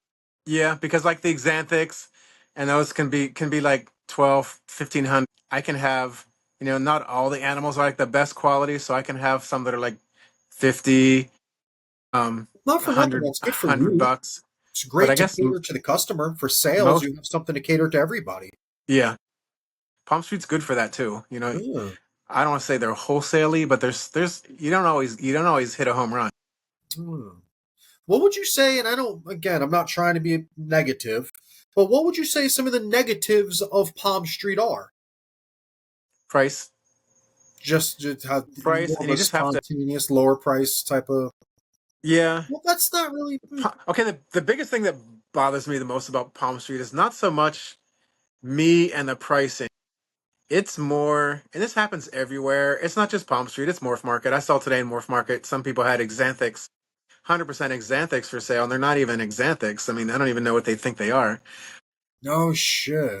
But it's you see people selling stuff, and they're labeling it wrong. They're calling it something that's I see that all the time. People just not make even up whatever close. they want. Yeah, it doesn't. Just I saw one of my friends was like, I want to get off. I'm thinking of getting off Palm Street and he took a picture on his story and said because of how people representing it like by this, and I was like, yeah, I agree with you, but that happens everywhere. That's on Morph Market. That's at vending at shows. You see all that stuff everywhere.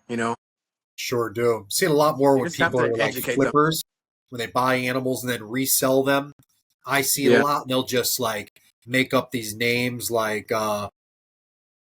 6 line stripe, yeah. Phantom Jean, Kappa Capo. I'm like, what? Like, it just sure $1,800. Like, One of all the last right. shows we're at West Palm Beach, we saw one of the vendors there had like a 10-gallon aquarium with like 8 or 9 super caps in it, and they all looked kind of horrible. And I was with Nicole from Glowing Geckos and Quincy, and we all walked to their table, and of course Nicole like politely kind of went off on her. More of an education, like, do you know what this is? Do you know why you shouldn't be selling these? And Speaking a lot of, of it's have you just you education. work with caps, obviously, right? Or have you ever Yes. went down the super cap road? I'm always No, curious I to haven't. ask people what they observed. No, I haven't. I have a Interesting. Oh, you Lewistic, do, but not from my breeding. I got it from somebody else just to kind of watch, just to see what right? happens. That's what And so the only far, reason I would want to just observe. What have yeah, you observed? What have you noticed? Any so far it's kind of normal. really Its snout looks normal. Apparently, what I'm reading now, there's not like a whole lot on about them, but it seems like most people say that most of the time they're fairly normal. Mine so far is fairly normal. One of my friends bought one the same time I did from the same breeder, and he said he thinks he might end up having problems later, but it's nothing right now. But I interesting? didn't even get it to breed. I just wanted to see the What do you process and guys see think what it is? happens. What is that? Is it? I mean, what's going on genetically? What's because it's very similar to the super caps. They almost look. Well, I guess some of these ones have more scalation, but they almost look like super smooth. They're transparent. It's Yeah, got to be something allelic that's I think so. Like we're breeding these animals into designing them how we want. They have. If you look at crested geckos in the wild, they don't look anything like the crested geckos we have now. They're much smaller. Their heads are much smaller. So we're breeding like with dogs. We've bred dogs into be like all these different kinds of breeds. We're kind of and a little bit going the same way with all animals are the same way. We're just breeding different varieties, and I think that's just something allelic with the super caps that um, like Dalmatians are known for to be a little bit more hyper and to have smaller heads. Dillies have a problem with their heads. That's all like something that needs to be fixed with breeding. But um, the super caps, no, I think that's something allelic, and I think people should probably just stay away. Yeah, for sure, for sure. I mean, it's proven. I mean, the muscle dystrophy, I've witnessed, and not myself per se, but other watching other people's animals, they do have a odd way of developing and not developing, I guess, their muscle tone and definition. But I used to wonder, like, is it just because of their color that it's throwing our eyes off? I mean, take a good looking healthy gecko and turn them clear. It might look odd too, but are they? And then people started saying they were just dying, and I mean that's not normal. And uh, uh, uh, I'm just I don't. curious, I People just need almost to stay away. Just in my opinion, just stay away. sure, yeah, But definitely you don't even see make them. people doing basic stuff like I got it at first with the super caps. People, it just happened in a few cases, and other people tried. Now we know enough to know that just stay away. But we still see the same thing with lily whites. Everybody knows don't breed a lily white to another lily white, but people still knowingly do it. Do they And really? even I don't want to say any names, but even like a few months ago, there was something on a big breeder was breeding lily white to lily white, and even had a video showing that they did it, saying that nothing's happened, that his geckos, the ones that hatch normal. And I'm like, dude, a lot of those times those geckos don't even hatch because they're not born because of the it's lethal. And when they do, a lot of times they don't survive. You've only did it, you only had like three clutches hatch. See, I'm Listen to what all people have been for saying for 10 experimenting. years and don't do it. I'm all for experimenting, but there's certain things you just don't do just because you know the outcome, right? It's not Yeah, really an experiment when you know the that's outcome. exactly that's done past the experimental stage. Yeah, it's kind of It's like, why did you even post that online? Now, yeah, you ain't lying. I don't.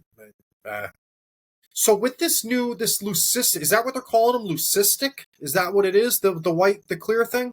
yeah, What How are they making those? Who? Where? I What's? I don't know enough about them to even really talk about them. Huh. So Very interesting. Though. they You look you had. kind of freakish to me, to be honest. Um, Hmm, but I don't know. huh. I guess in a year we'll know a lot more than we do right now. Right. This animal right here. I'm mesmerized by this gecko. Who is this? What's the story behind this girl? This girl? Her name's Honeybee. Honey bee. Boy, oh boy. How many times have people tried to She buy her from you? a lot. I didn't produce her. She came from Gabby from Morph Menagerie. No shit, She's out of Gabby. Petrie. Yeah, but she's one of Whew. my favorites actually. Man, oh man. I love I've scrolled through the page up and down a few times, and I've stopped it at thinking her. different animals, and it's her all times. I mean, insane. What? This is another one here. Yeah, These colors, there's something just different about your animals. They have this that one's a young one, and it comes from extra a to them. pair that I call Nile and Nefertiti. Um, Nile and Nefertiti. You go on the Egyptian route, huh? yeah, and they give me a lot of babies like that. Really? This year they have. I actually, and here's another one of my stupidness is I sold Nala Nefertiti to Jennifer Wood. I don't know if you heard of her. I sold her to Not by name. them to Jennifer Wood before I let the babies grow up, and then I started getting babies like this. I thought they were just kind of normalish tricolors, but I started getting like that, and It's I called Jennifer back and I said, "Look, Jennifer, I sold them to you as a pair. Is there any way I can buy them back from you?" you sold And the she, pair? I sold Nala and Nefertiti both to Oh, I thought Jennifer you Wood. said you were selling the babies from the pair. No, I Oh, saw that's one of my great mistakes, selling the adults before I let the babies grow up. And I called oh, her back and said, man. Jennifer, is there any way you'll let me buy them back? And she's like, why? And I said, I'm not going to lie. Look at the babies I'm getting from them because I didn't want to lie to her. And then later she's going to see my posts. It's because they're giving me these fantastic babies and she was generous enough to let me buy them back. Really? God bless. I would Yes. too, honestly. If I bought something from someone and they didn't know and asked for their animals back, truth be told, my right hand to God, I would absolutely do that just because I mean it's a mutual respect, right? Like Yeah. it's Yeah. those are good relationships to have. Are She you are didn't these even she didn't even question it. She just said, Scott, those are some fantastic babies. You can have them back. And she did. She so was what do we actually have just going to here? send them back to me and tell me to send her a baby. And I said, I'll send you a baby, but I'm giving you your money too. Good. What exactly you even say it in this post. This we got a frap and a lily sable. Now what the Right? hell is the difference? I own a frap, I have the cap gene and stuff, but I don't know anything about sable or anything like that. What is the difference? Well, how would They, you be able to tell? I could not tell you the difference between these two physically animals. you cannot. That's why I made that post. Like if you don't know the genetics or you don't know the person you bought them from, you would end up with something you didn't even know you had. Like the one on the left is a sable lily white, and the one on the right is a frappuccino. But physically they look the same. But if you got the sable and you bred it to something and you didn't know that it was actually a sable, you would end up with different babies. And if you're using it for a project, you would end up with different babies than you were thinking you were going to get because it's not a frappuccino. Vice versa, the other way around. I give you guys credit that can. Would you be able to tell not knowing your No, lines? Really? no. Because I look I at know some of these because they're things and mine. I just I know because they're mine. But if somebody saw them, if I saw them on somebody's table, I would have to trust the person. Most of the time you're not gonna see them so similar like oh that. wow. But that's why I made that post. Like you guys can't even, you probably can't even tell which is which on here, but that could happen. Now tell us about Nova here. Nova, I wish she was a better breeder. Um, she has fantastic color. She's one of my Jeez. favorite females. Did you Um, produce her? I did not. I I did produce her. I did produce her. I produced her with babies that I got from Scaredy Cat Geckos. I don't know if you ever heard of her. No. Um, but I love her. I love her coloring. I love her dorsal. I love the gold all on it. And she gives me babies that look very similar to her. The problem is she just doesn't give me a lot of babies.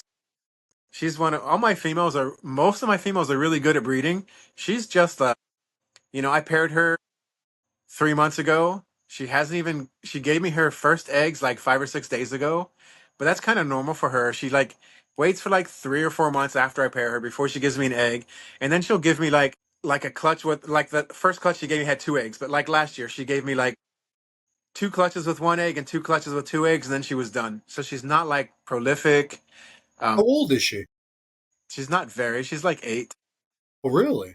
but she's not old. I personally think that's probably with as long as these guys live. I know Probably a people prime. will argue me. I think that's probably just about prime age, right? I Like, think so too. So it's not yeah, old age. It's just no, not even I don't know. close. Not even Dogs can be the close same way. When I bred boxers for 30 years, most of the time I would get like a again, I'm normal back at sized this litter, but then freaking once in a while gecko you'd get again. like two babies. It's like, where did that come from? And it always tended to be a genetic thing. Hmm, interesting. This is what was his name again? Was This one, no, what drop did your you pants. what's Are you his talking name? about the lily white right there? That's his name's Drop Your Pants. Who Is did that what he you're talking come about? The from? the black lily? He's got a head and a half, huh? Yeah, Did you produce him? I did. And I this year I bred him to Get uh, that. He's a black beautiful. cappuccino and Yeah, really. a black cappuccino and Oof. two tux line black caps. So I can't wait. From Hopefully I get some Treehouse, really Real really dark Talks from from Treehouse from Treehouse. Janine. Yes. Yeah, So I'm hoping I get some really dark fraps. I'd imagine you will. I can't wait to see them myself. Make sure you send me some pictures too when you hatch them. Beautiful. I mean, your page is like again, like I said, like one of these ones I scroll through when I want to see some eye candy. I go through like yours and Fringe Morphs, and I mean, you guys have a very, very, very different style, calendar-esque, if you will. Like I'm flipping through the pages of a calendar. Is this a pair here? Did you pair these two? This That this is this girl is that that orange, that tricolor, that those are both females. That's not a pair. okay. This girl right here is. I Yeah, I have a love female. that look. That's clearly a tricolor, right? They It's a classify it as tricolor. tricolor. Yeah. I have a Yeah, female. Her name is a red female. Her name is Karma. she's She's something. that's her mother, and she gives me reds like her. Really. I I have see her her. into Her the name's koi, Sangria. huh? What's that? I see her into the koi too, huh? Yeah. Out Ah. here we have right behind me. Well, you can't see now. There's flower horn, koi, and on the other side there's three ponds: koi, flower Oh, I've horn, seen those and in your posts. The pool, the cichlids. And look, wow. Jewel. I don't know if you can see. Let me turn this real quick. Can you see? Oh, there you go. Can you see I've seen them Jewel? on your page before, but But can you see the chicken up here? no, I I heard can't them even see her. before though. You got a rooster, right? Jewel. That's Jewel. Jelly bean. She's sitting up on. That's freaking awesome. That's cool. She This is your usually goes porch? Is with that me your to the gecko room. patio? That's just your It's in the patio? backyard. Yeah, yeah, My wife's family lives in Port St. Lucie. So my grandmother, like I said, my grandmother's still alive. My grandmother, again, is my best friend. And I can't leave, but yeah. when the time comes, Scott, I will be in Florida so fast The airline Where you called at? me Where right you at before now? I got there. I'm in Connecticut. I don't know why I keep thinking New York. Well, right there. I'm like at the line. I'm at the line, the border of Connecticut. You know, Are you yeah, going to Connecticut Florida? and New York. I could be in, like I said, Florifauna's an hour and 20 minutes Go. Are you north. going this year? It's possible. If I don't have to work, I'll at least make it for a Saturday. You know, that's what I'm shooting for. I went the first year and the second year. I missed last year. Yeah, and I went the 2 years before that. So I'm hoping to. I'm just trying not to commit if I can't guarantee it. I don't like ever saying I'm going to do something and there's an option, a possibility that I might not. But I want to. I want to go up. I want to record a little bit for the podcast. I want to go That'll be talk nice. to some people, show some tables. I want to show flora fauna. You can interview a lot of people there. That'd be cool. Yeah, for sure. Are you working with cat geckos? I have one pair. How do you like that? How do you like them? They're different. I Yeah. mean, I've only had them for 6 months, so no eggs or anything yet. But we'll see. Is this your male over here? Where this isn't? This is a different. This is the That's male. the It's the that's female. the that's two different. That's a different pair than the one you the pink one. Oh, that's a Brian. That's a where's you? That's a Susan animal right there. That's from Brian. Yeah. Not very many people have the collars that start at the back of the head and go down to the freaking middle of the back. Yeah. Very distinct. Have you gotten anything from them yet? No. This is my first year for the Gargs and the Chewies. I paired them all. So far, I just got one pair of gargoyle eggs a couple days ago. This is his favorite spot. This is my dude, by the way, Slevin. He curls up in my hood. Even when I'm out feeding, when I'm in the room, I always try to take an animal out. Because believe it or not, I have 200 geckos, and I'm always, before they're anything, they're my pets. And I genuinely love all of my animals. So I'll always take one out and try to be fair to the rest of them. And I feel like everybody comes to the glass and stares at me like I'm an asshole, you know, like they're not the one that comes out. So he's high. Like I feel like I speak for my animals, obviously, but like I'm like he's hiding because he doesn't want to get bullied later when the lights go off. So he doesn't want everybody to know he's out here. So he just hides in my hood. Yeah, I'm And shocked. he's just being still because I don't think any of my Sarahs would stay anywhere. Well, my Sarahs, they're not even breeding age yet, and I just have four of them as well. I want to see them. People say that all the time, and I have a I don't. hard. Not that I can ever argue or debate what people say about their animals, but I have three. I just only have the three that I have.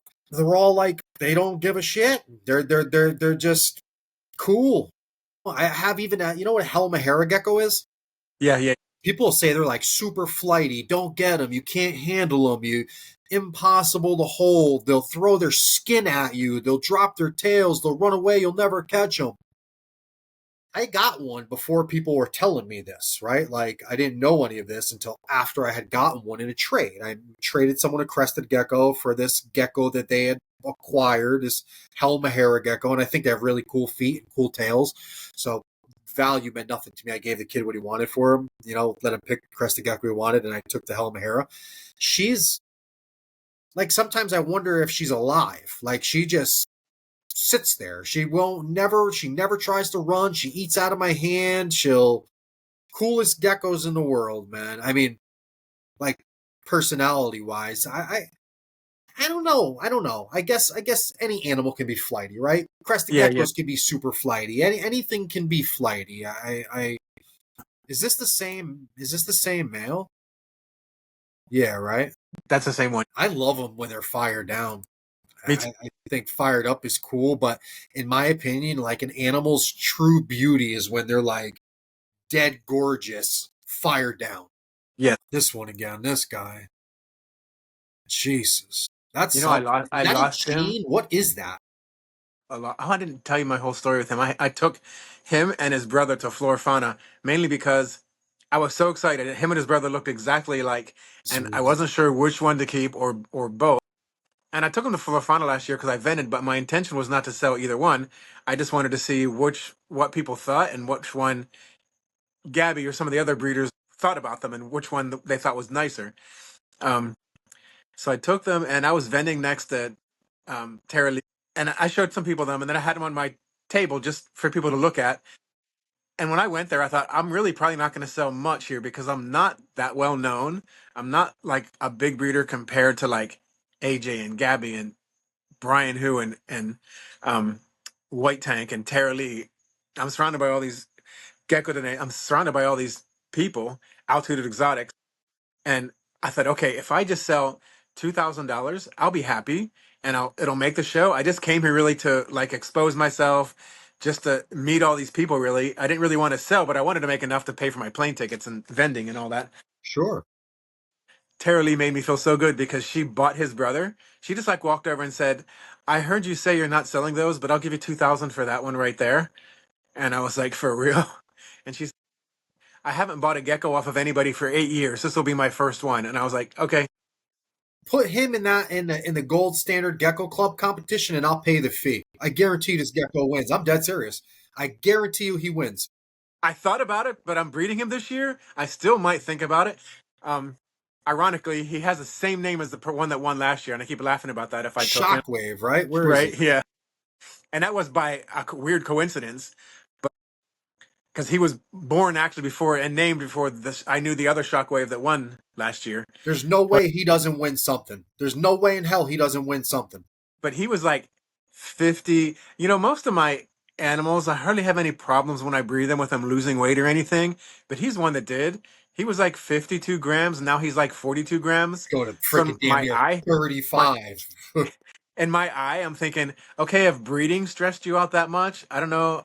I don't know if I should put you on a plane to fly you up there to show you. It's really just a horn dog, though. It's probably a good thing. You should probably put him into a few different females. I Oh, did. I put him with really? three this year. I think no, four. I put him with four, but one hasn't laid any eggs yet. Dude, keep me in mind if you get any babies like that. That's something I would, I don't buy many geckos either. Uh-huh. That dude, I don't even care about breeding him. I just want him. Like, Well, I wow. have the first set of eggs hatched from him like a month ago, and so far they're looking like they're going to look like him. Like, what is this? Is this like, does he have a gene? Is that a white spot gene? What the hell is happening here? I don't know, but I can't wait to find out. Yeah, man, imagine that. Imagine that's a gene or something. You found a new, because that's crazy. It goes from his dorsal, it's on his lats, it's on his, I mean, that's spotting in Yeah, bullseye style spot. That's one of the most unique animals I have seen to date. How old is he? two, He's a still little gonna over. change. He's still gonna pop. That's nuts.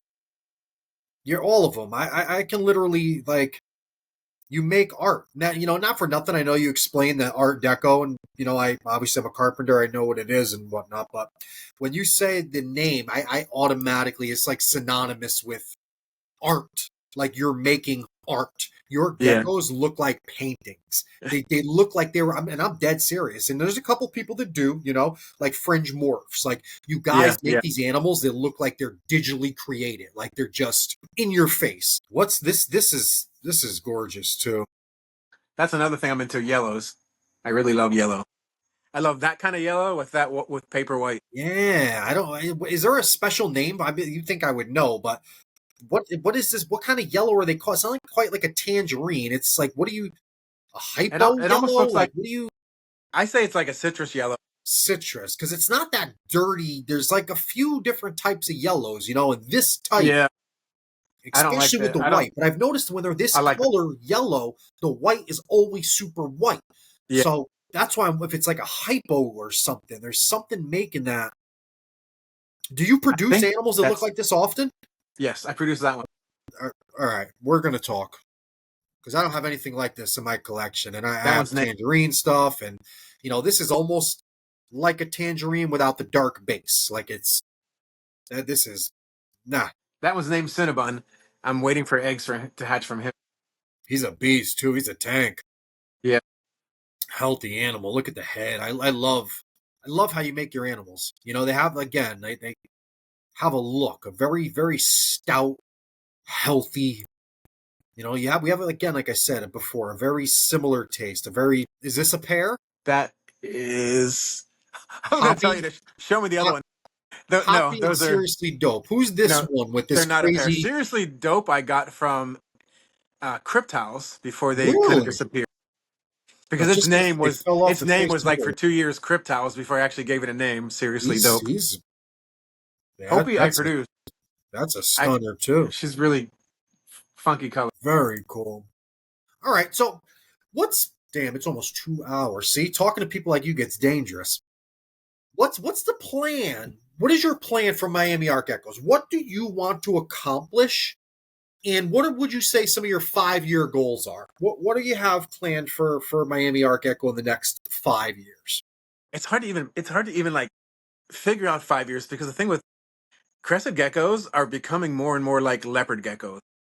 When I first got into leopard geckos, to be honest, I'm not a I'm not a genetics person. I don't understand them that well. Me neither. Um, but when I got into leopard geckos are confusing with all the hets and everything. It got kind of confusing, and crested geckos were more simple, but crested geckos are becoming more crazy with all the hets and all the different combinations that you can do with all these hets.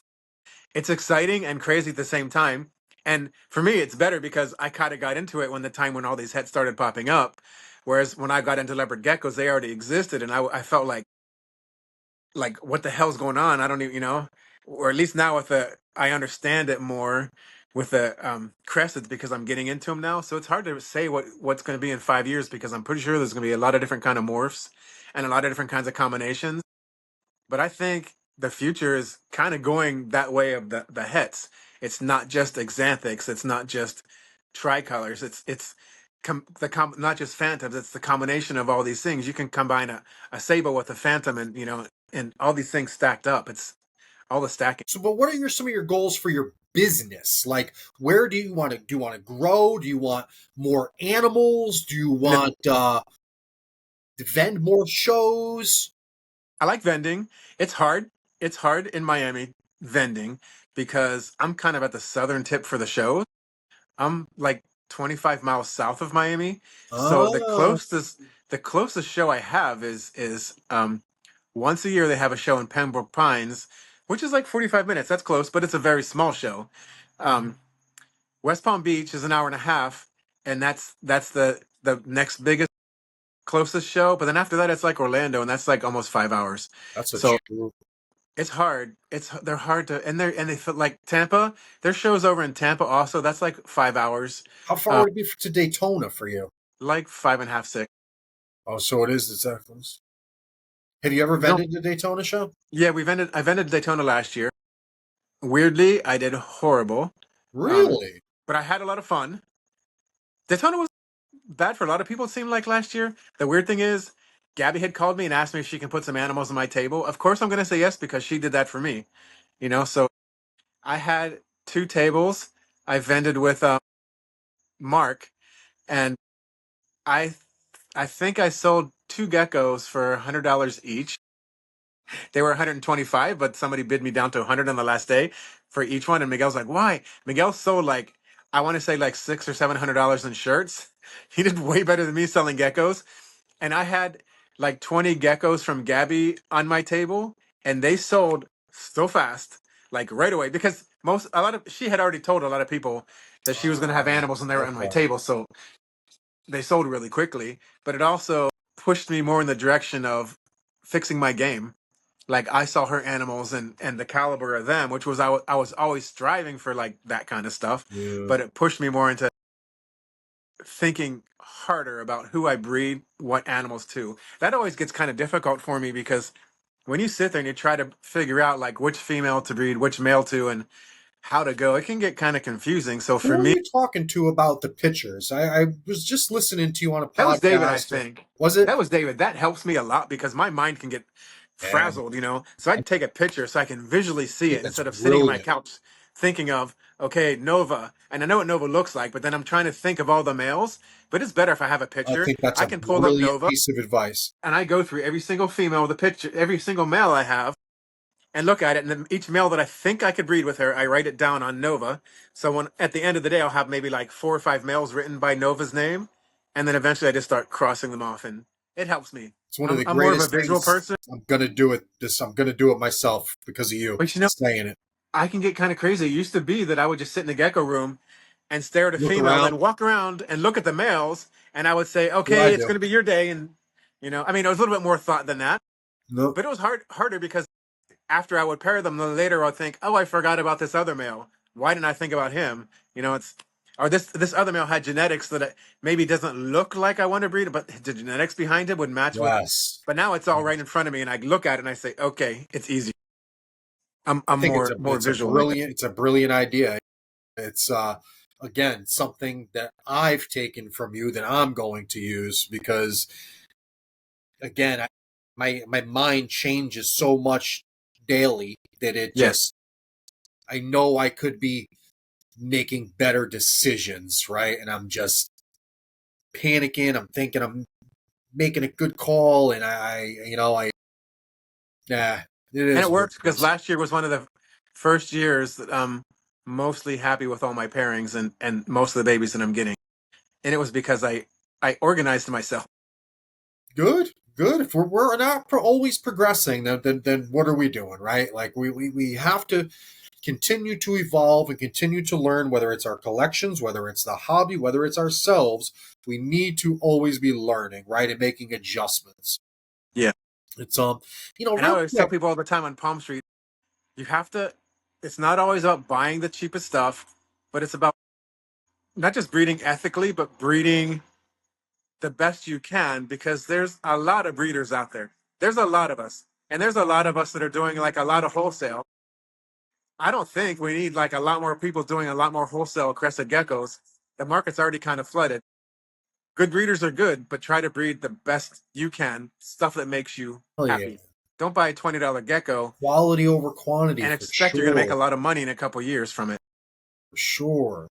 When you mentioned the show and only selling the two geckos, it randomly ran through my mind that reptile shows might be in danger.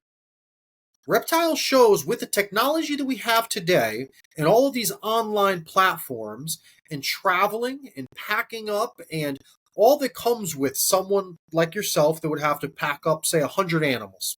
You got to box up 100 animals, cup them, transport them, worry about stressing your animals out, drive 5 hours, set them all up to try to maybe sell them, then go back and unbox what you haven't. It almost, for someone that genuinely cares about their animals, right, and their well being, it almost makes more sense to not go to that show and sit at your house on Palm Street and sell those same animals and show those same animals to people in a less stressful way. It's cheaper for you, no travel, no stress.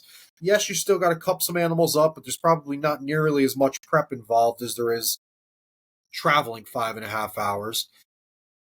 Almost in my head, real quick, I had this thought that technology might put the reptile show as we know it out of business.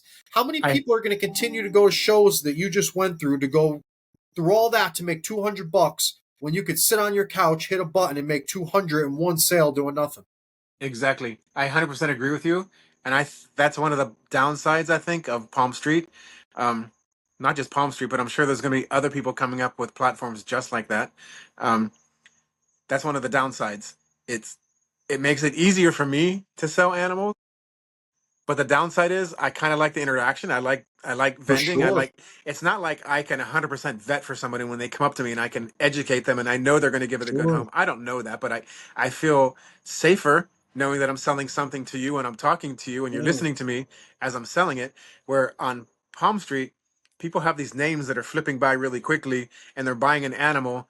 And I say repeatedly in the Palm Street, as does everybody else I see on Palm Street, do you know how to take care of them? Anybody can pop on and buy an animal, and I don't really know where it's going. So that does bother me a little bit. So I do like shows better, but I have heard many vendors say what you just said that they're not going to vend as much because it's much easier. Reptile shows are going to have to evolve. The promoters are going to have to evolve and almost turn them into, you said, used to show animals. What are those things called? Like not a farmer's market, but like you would go to a fair, like they'd have all the animals and people aren't there to sell the animal. They'll sell products or whatnot, but, you usually go there for the interaction. People are showing off their animals and it's not really about sales, I guess. It's kind of like a fair, I guess. I don't know what Yeah, you yeah, farmers, not even a farmer's market, but like what I'm saying? The promoters are going to have to start changing up their style if they want to keep in business and start doing different things. Because just having an event where you can go to buy animals isn't cutting it anymore. because you could do the same thing from your couch for even buying and selling. It's not cutting it. They're going to have to start doing something. That's why I like vending. That's why I'm still going to Daytona again this year, even though I did shit last year. It cost me a lot more to go there. Can you give me 1 second? Absolutely.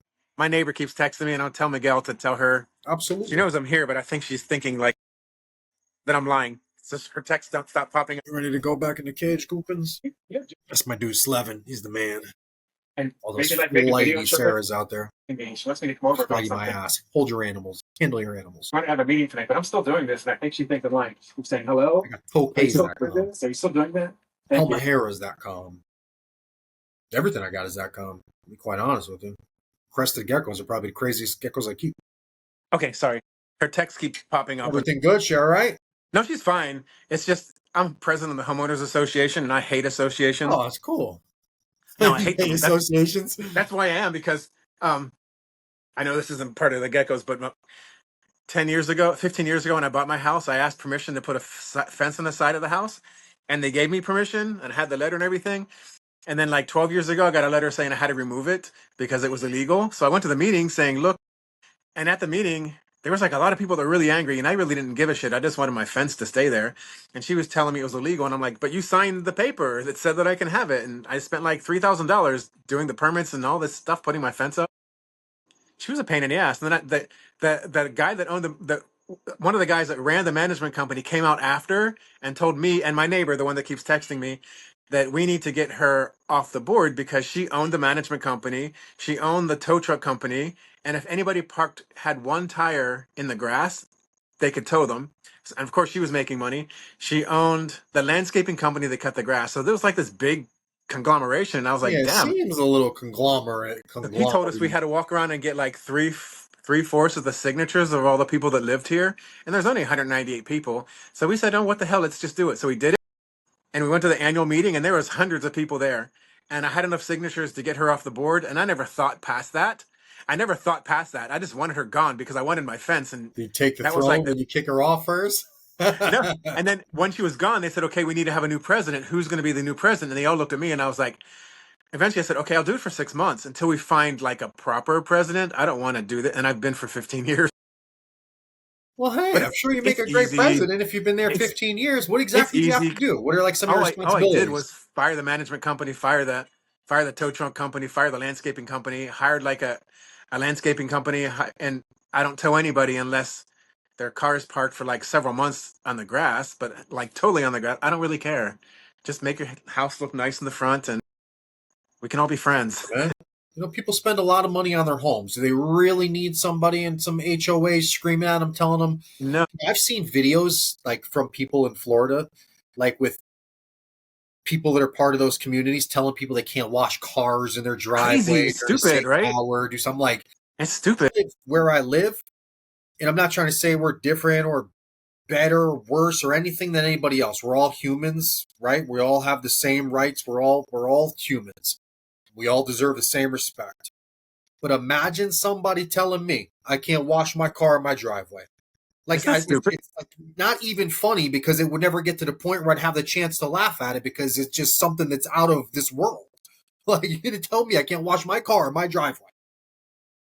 But it's a stupid rule. Like the neighbor directly across the street, his son, who's 19 years old and in the army, bought some truck that is kind of ugly, but it's in his driveway. And he, the father, keeps coming to me and asking me if I'll send him a letter saying that he has to get rid of the truck.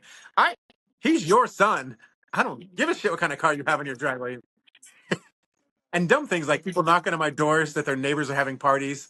Like you need to call the police, not me. I don't go knocking on people's door telling them you're having a party. It's too loud. So what exactly do they make you do? Do you have anything like you have to do? No, it's just I'm just supposed to make sure people keep their house up to code and it looks nice, but everybody does. I'd I don't imagine. look in people's backyards because that's not my business. They used to like tell me about stuff in my backyard. It's like how do you, my fence is 6 feet high. What are you doing looking in my backyard telling me Do you guys have a pool? no? Really? No, but we own a pool company, right? No pool. Well, I guess that's probably why you don't own one. Are you in a Right. community? Does your complex have a pool like a Yeah, common? I wouldn't want to deal with it either.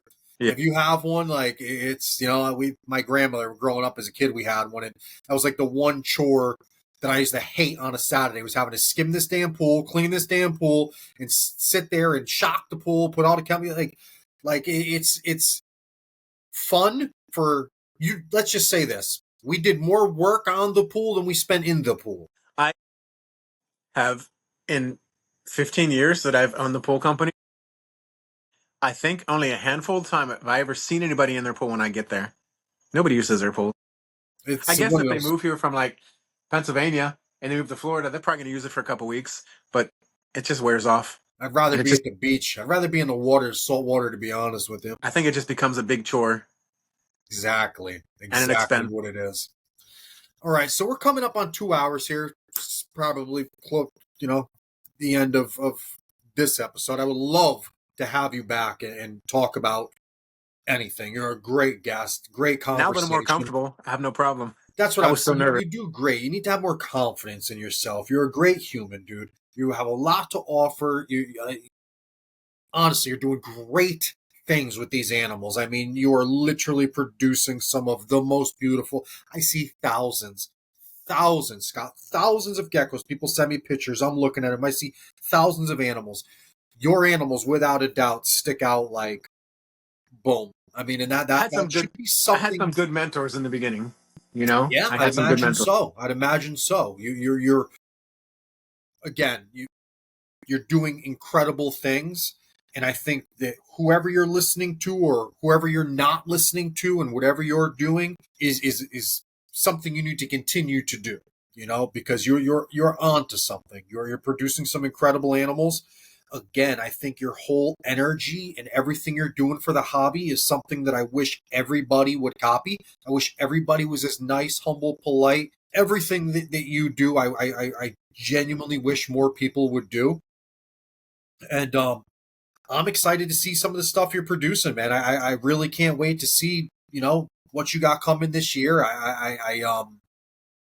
You're one of those breeders that keeps, the hobby in suspense, if you will, like a Steve Early or, even Gabby. Like, what are you guys going to put out next? Like I keep saying fringe morphs, like there's these certain pages that everybody looks at to come out with the next, He's one of my best friends in the wow, geckos too. huh? Early well, Richard, I don't know if you know Richard is the one that does the geckos. Early, he's one of my better friends. Oh, really? I've been to his I house asked many him to come times. on the podcast. I sent him a whole email. He won't do that. He won't do that. Didn't even say anything. He liked the message, but never even responded to me. I was like, all right, I don't want to I'll bug bother him, but you. here's the thing with him. Steven, it's their partners, Steven and Richard. Um, Steven is American, speaks English perfect. Richard is Asian, and he speaks English perfect, but he doesn't think he speaks English perfect, so he's afraid of. I'll beg him. So who am I He's talking really to when good. I He sent an know his email? I thought knowledge I was coming. talking to He's Steve. like Steve is his partner, but Steve will always answer because So that is who's Richard talking to me then. tells him what to say because All right, all right, he's all right. afraid he's going to say something wrong. But his English is good. But Richard's mind is like Quincy's genetic wise. Like you can I tell Quincy all the time, I wish I can like hardwire your brain into my brain Right? because I know what looks pretty and I know how things work, but you just like blum blum blum like Believe it or not, though, I think Quincy is. He's almost too smart. I don't want to say he's too smart for his own good because that doesn't make sense. But he's a good teacher, right? But yeah. he's so smart that it's complicated for other people, right? Like I it's always have to tell him, what did you just say yeah, to me? Like explain he's that like in English. Can you tell me what you just said? yeah, he's very very smart. I mean, I and no offense to any other guests that I've had or have, but he's probably one of the only ones that made me feel flat out stupid. Like when I had him on, I was just like, I get like that with him too. But I tell him right away, like Quincy, I feel stupid right now. yeah, Tell me that in English. Like, what are you talking about? like just teach me, just talk. Don't let me ask any questions. And just talk and let me pick something up here. But I always joke like I see you working like on Wall Street with computers. Your brain is right, like brilliant, but right, you're talking to coding me or about something. geckos like on stocks, and I Mhm. don't understand what you're That's how I saying. see him in front of like three computer screens all curved out in front of him, Yeah, coding or like, you know, pennies trading stocks and shit. Like he's I've Quincy is one of I bought my first animal. Well, my very first crested gecko, I wound up buying from like a marketplace listing. I just wanted a pet. Somebody had this crazy little bright orange thing, and I bought it. But when I bought my very first quality animal or money animal, and at that point, it really was only like $250. I bought it from Quincy, and then my second one was from David from Tiki's Geckos. And I like I'll never forget it. You know what I'm saying? But my point is that was probably eight years ago, something like that. Now, 8 years ago. Quincy was the first one that I bought it from. So I've watched him, followed him for over all the years, and eventually had him on the podcast. It was one of those cool moments for me, I guess. Well, I guess yeah. I joke with David. Why did you put Quincy before me? Because now I look really stupid. You really don't, though. It's No, but good. you know what I mean. He's more Yeah, he can like absolutely. Well, explain things. not for nothing, but Quincy's in a very different group. He's in a very small group. Like he's those scientist keepers. Like Yeah, he's one of those type. Most of us are out here. You're above me, but I'd say more people, not for nothing, are more like me than they are like you. Like we see pretty, right? We see pretty. We see good, bad. Like we see certain things. Like you're into those elite morphs, the sables, and the exantics, and all that. I'm out here with the regular shit. Just trying to make cool shit Quincy with the regular shit. Quincy tells me stuff about my animals I didn't even know. I bet And I you. also run stuff by him like Quincy. I have this female with this picture, and I can breed her to this. And he goes, "Why are you picking that one and that one? Do this one or one that I wasn't even thinking of." And it's like, oh, that makes so much more See? sense. But I didn't come through my mind. You So have you he's have the stock. Again, if I could literally go through all of like the top guys, and yes, you are up there, top guy wise in the hobby, and I could pick any collection, dude, it'd be hard pressed to not take yours, man. I'm like that. thank I don't lie to anybody. I'm too rude to lie. Too rude. I don't give a shit about people's feelings. I don't care. I tell the truth.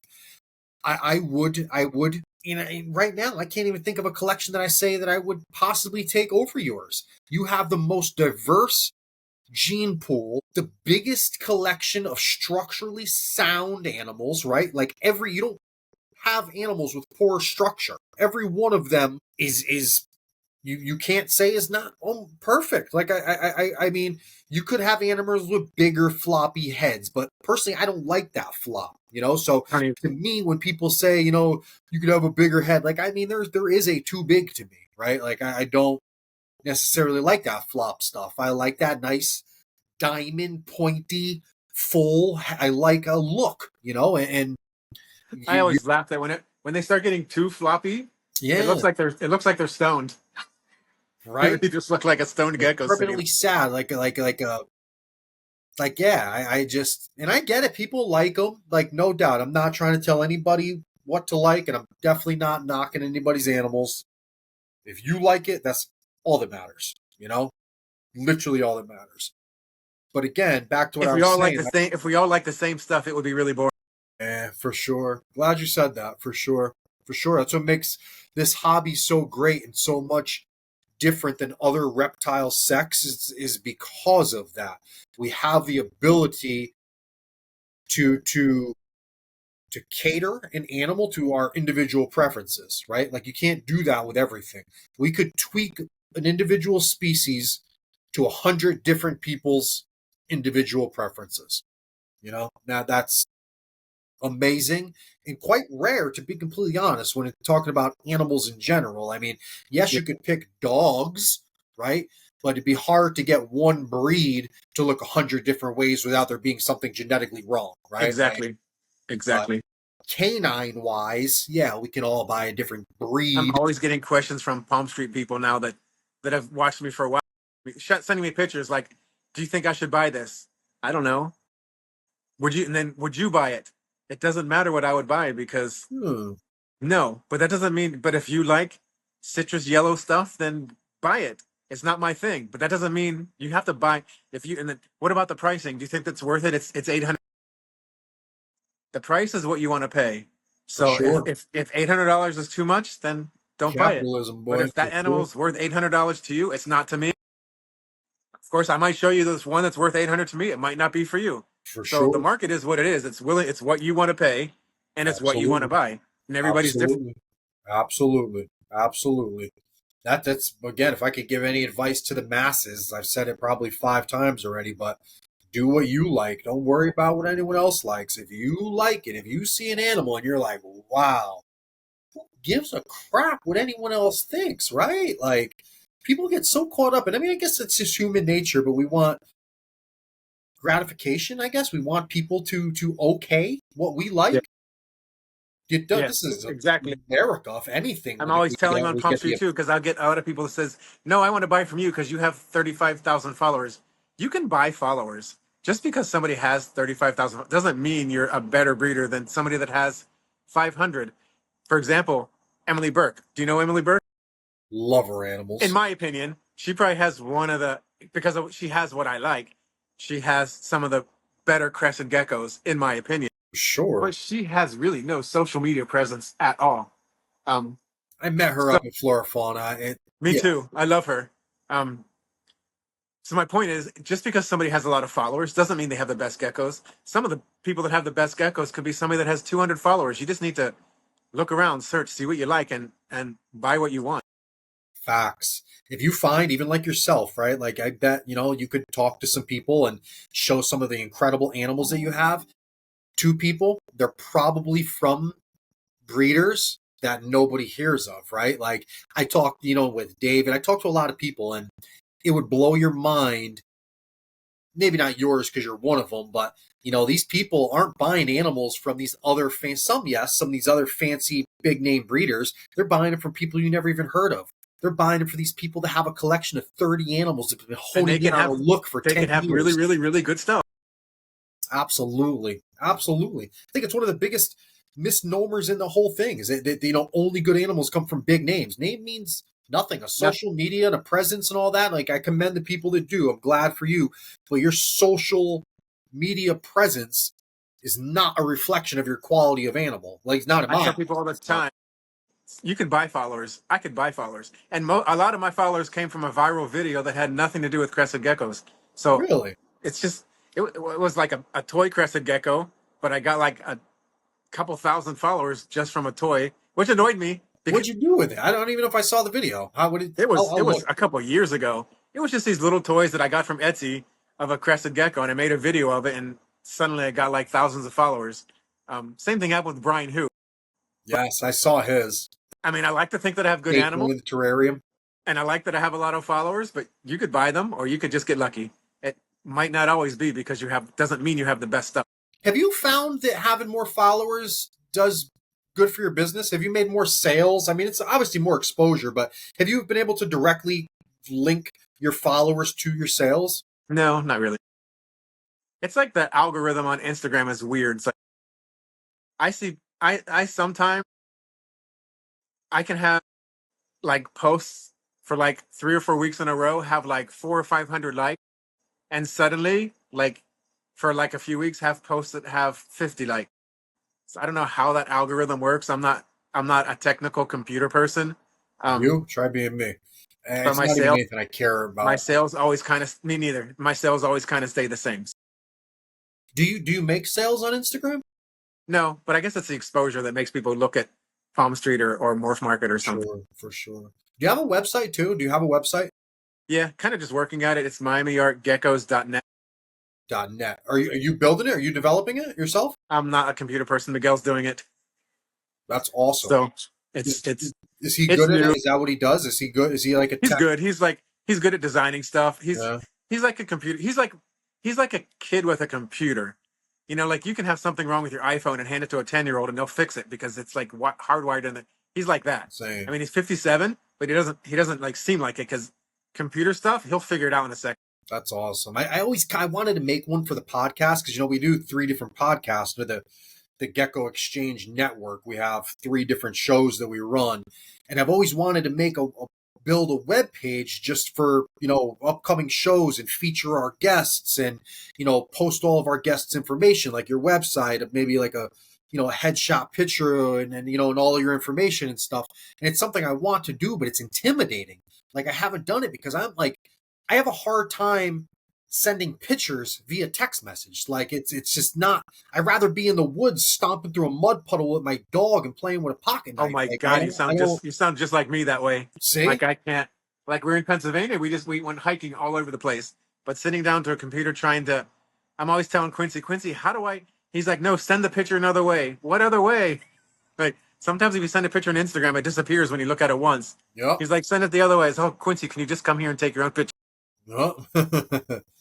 It's also super cool having him next to you, man. I love seeing relationships like that, where two breeders that in any other world would be considered competition can work together and just be stronger. You help him, he helps you, you guys network, bounce ideas off of each other. You can, confide in someone. You have, an intelligent mind with similar information. You can kick it's awesome. That's so great. And No, another thing that I think you do well by leading, as it said, by setting an example, is showing openly. You show people with your relationships with people that you don't have to view anyone else as competition, right? Like these are friends we're and not. fellow Yeah. foes with a similar hobby. Like we don't need to look at each other I as know technically we're competition. probably competition, but we're all in it together. And we all learn off of each other. We bounce ideas off of each other. We breed our animals with each other. For sure. I frequently go to shows with Nicole from Glowing Geckos. You should have her on your show one day. Would She's a love to. blast. Um, and Corey and Kate, but they do mostly spiders and gargoyles. But it's kind of cool to have good friends like that that you can actually not just go to a show together, but we vent together. Like we'll have like 6 tables all right together. So it makes the show more fun than if I want to walk around and vent a little bit, Nicole will watch my table. And if somebody's looking for an animal that I don't have, it's like check right over here, look at Nicole's. So we're good that way, and it's a lot of fun. That's awesome. They let you share tables. I was told one time that, or maybe I saw something that someone had some tables at a show and they wanted to share a table with another vendor and they wouldn't let them. Have you ever Well, heard of anything like that? a lot of times, one of us, like for scales, it's coming up in West Palm Beach. I'm buying all the tables.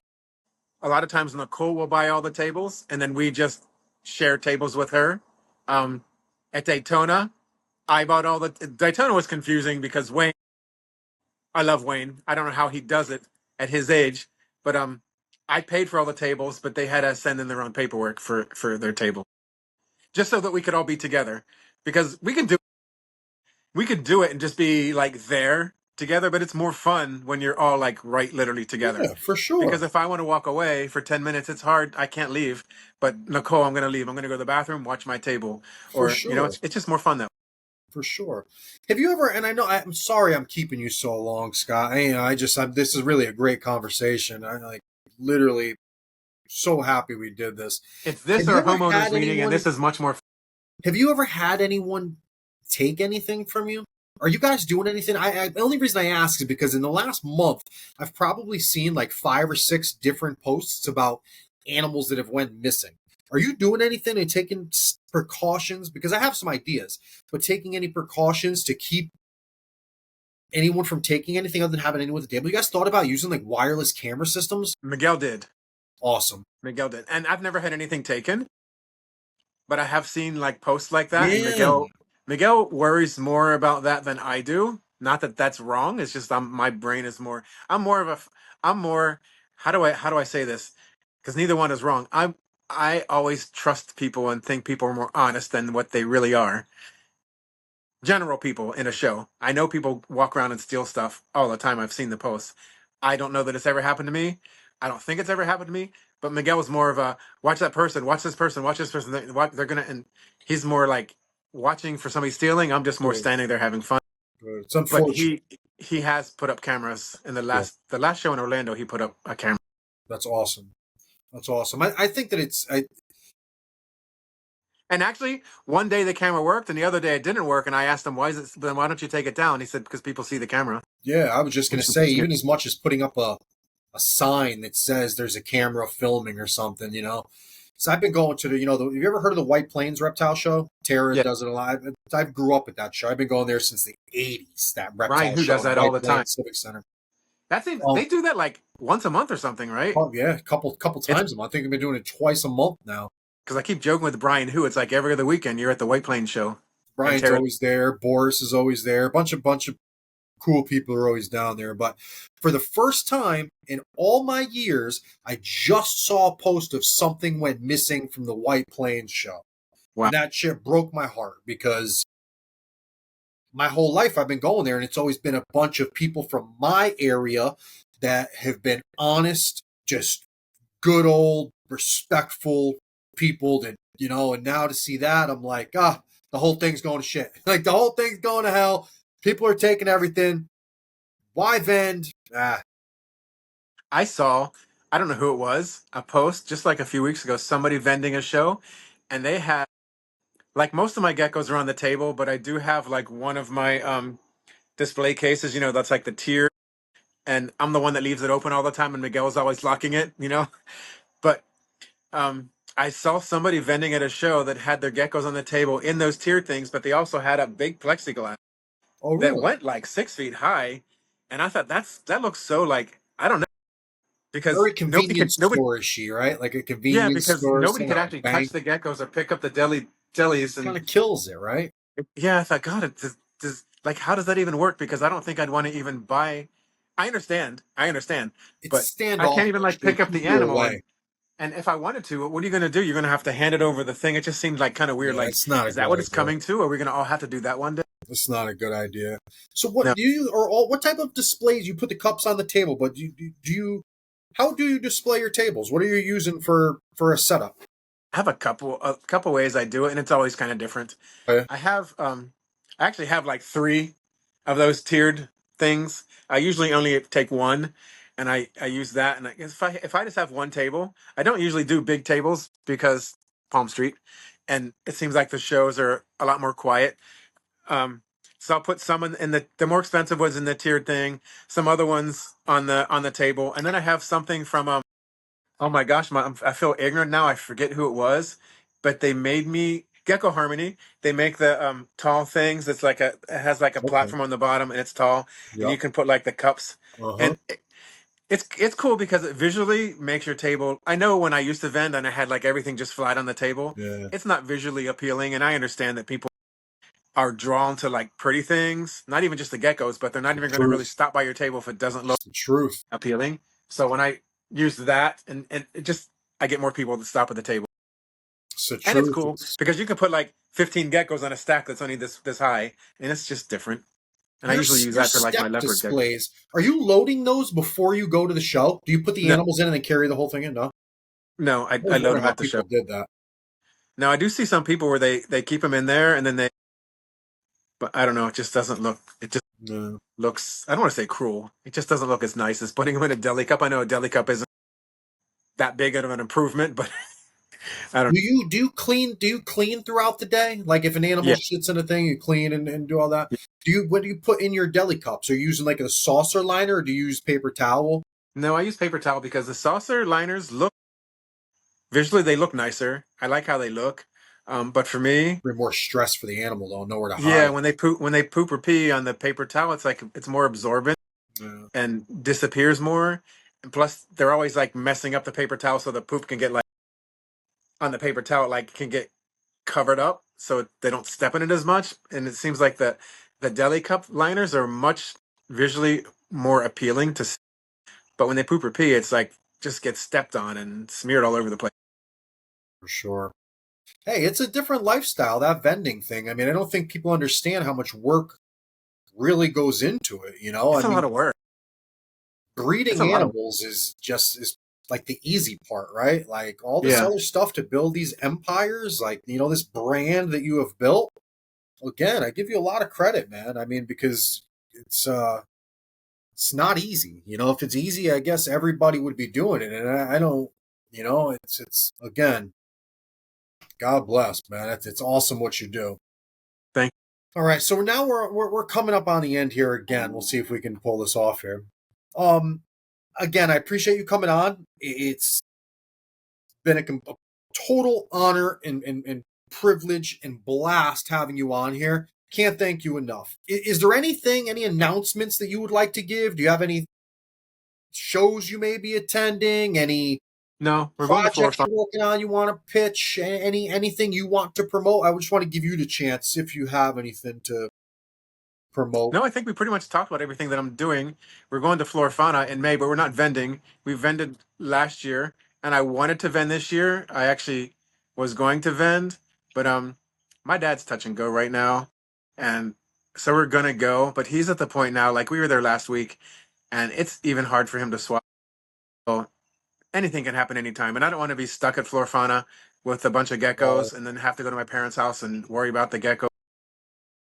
My first priority would be my dad, so I'm gonna go to Florifana and just hope everything is good with my dad. We're gonna go see him. We just went last weekend. We're gonna go next yeah. weekend. So, and then the week after that, we have the show in Orlando. Um, that's always fun because when we go to Orlando, we always go like a day early. So usually we'll go like Thursday morning, and I'll do if I'm gonna do a live, I'll do a live like in the hotel room. The one, like the last time we went in December or January, I was joking that the show in Orlando, our Palm Street was like an what's it called? An OFan? No, what's that thing? OnlyFans show Oh. because I couldn't get the blinds to close in our room. We just had like those sheer blinds that you can Uh-huh. see shadows through it, and we had like the O-ring light over the bed Uh-huh. because there was no table, and we're doing the geckos on the bed, and we were joking because outside of our room was like tables where people were eating dinner in a courtyard. So there was like 8 or 10 people sitting out there whenever Miguel and I walked in carrying 2 boxes and the O-ring light, and then we turned off the lights in the room because it looks better with the O-ring, and had the O-ring over the bed. And we're laughing like, what are all these people sitting right outside our window that are watching our shadows over the bed? How many of them are thinking it's an actual gecko show? They probably think it's like an OnlyFans thing going Right? on in this When bedroom you're in in there their life. recording a freaking. And then we'll go to like Yeah. Universal or Disney for the day, Well, it's for the awesome. Friday, and then go to the show Saturday or Sunday. Very cool. It's cool you get to turn this.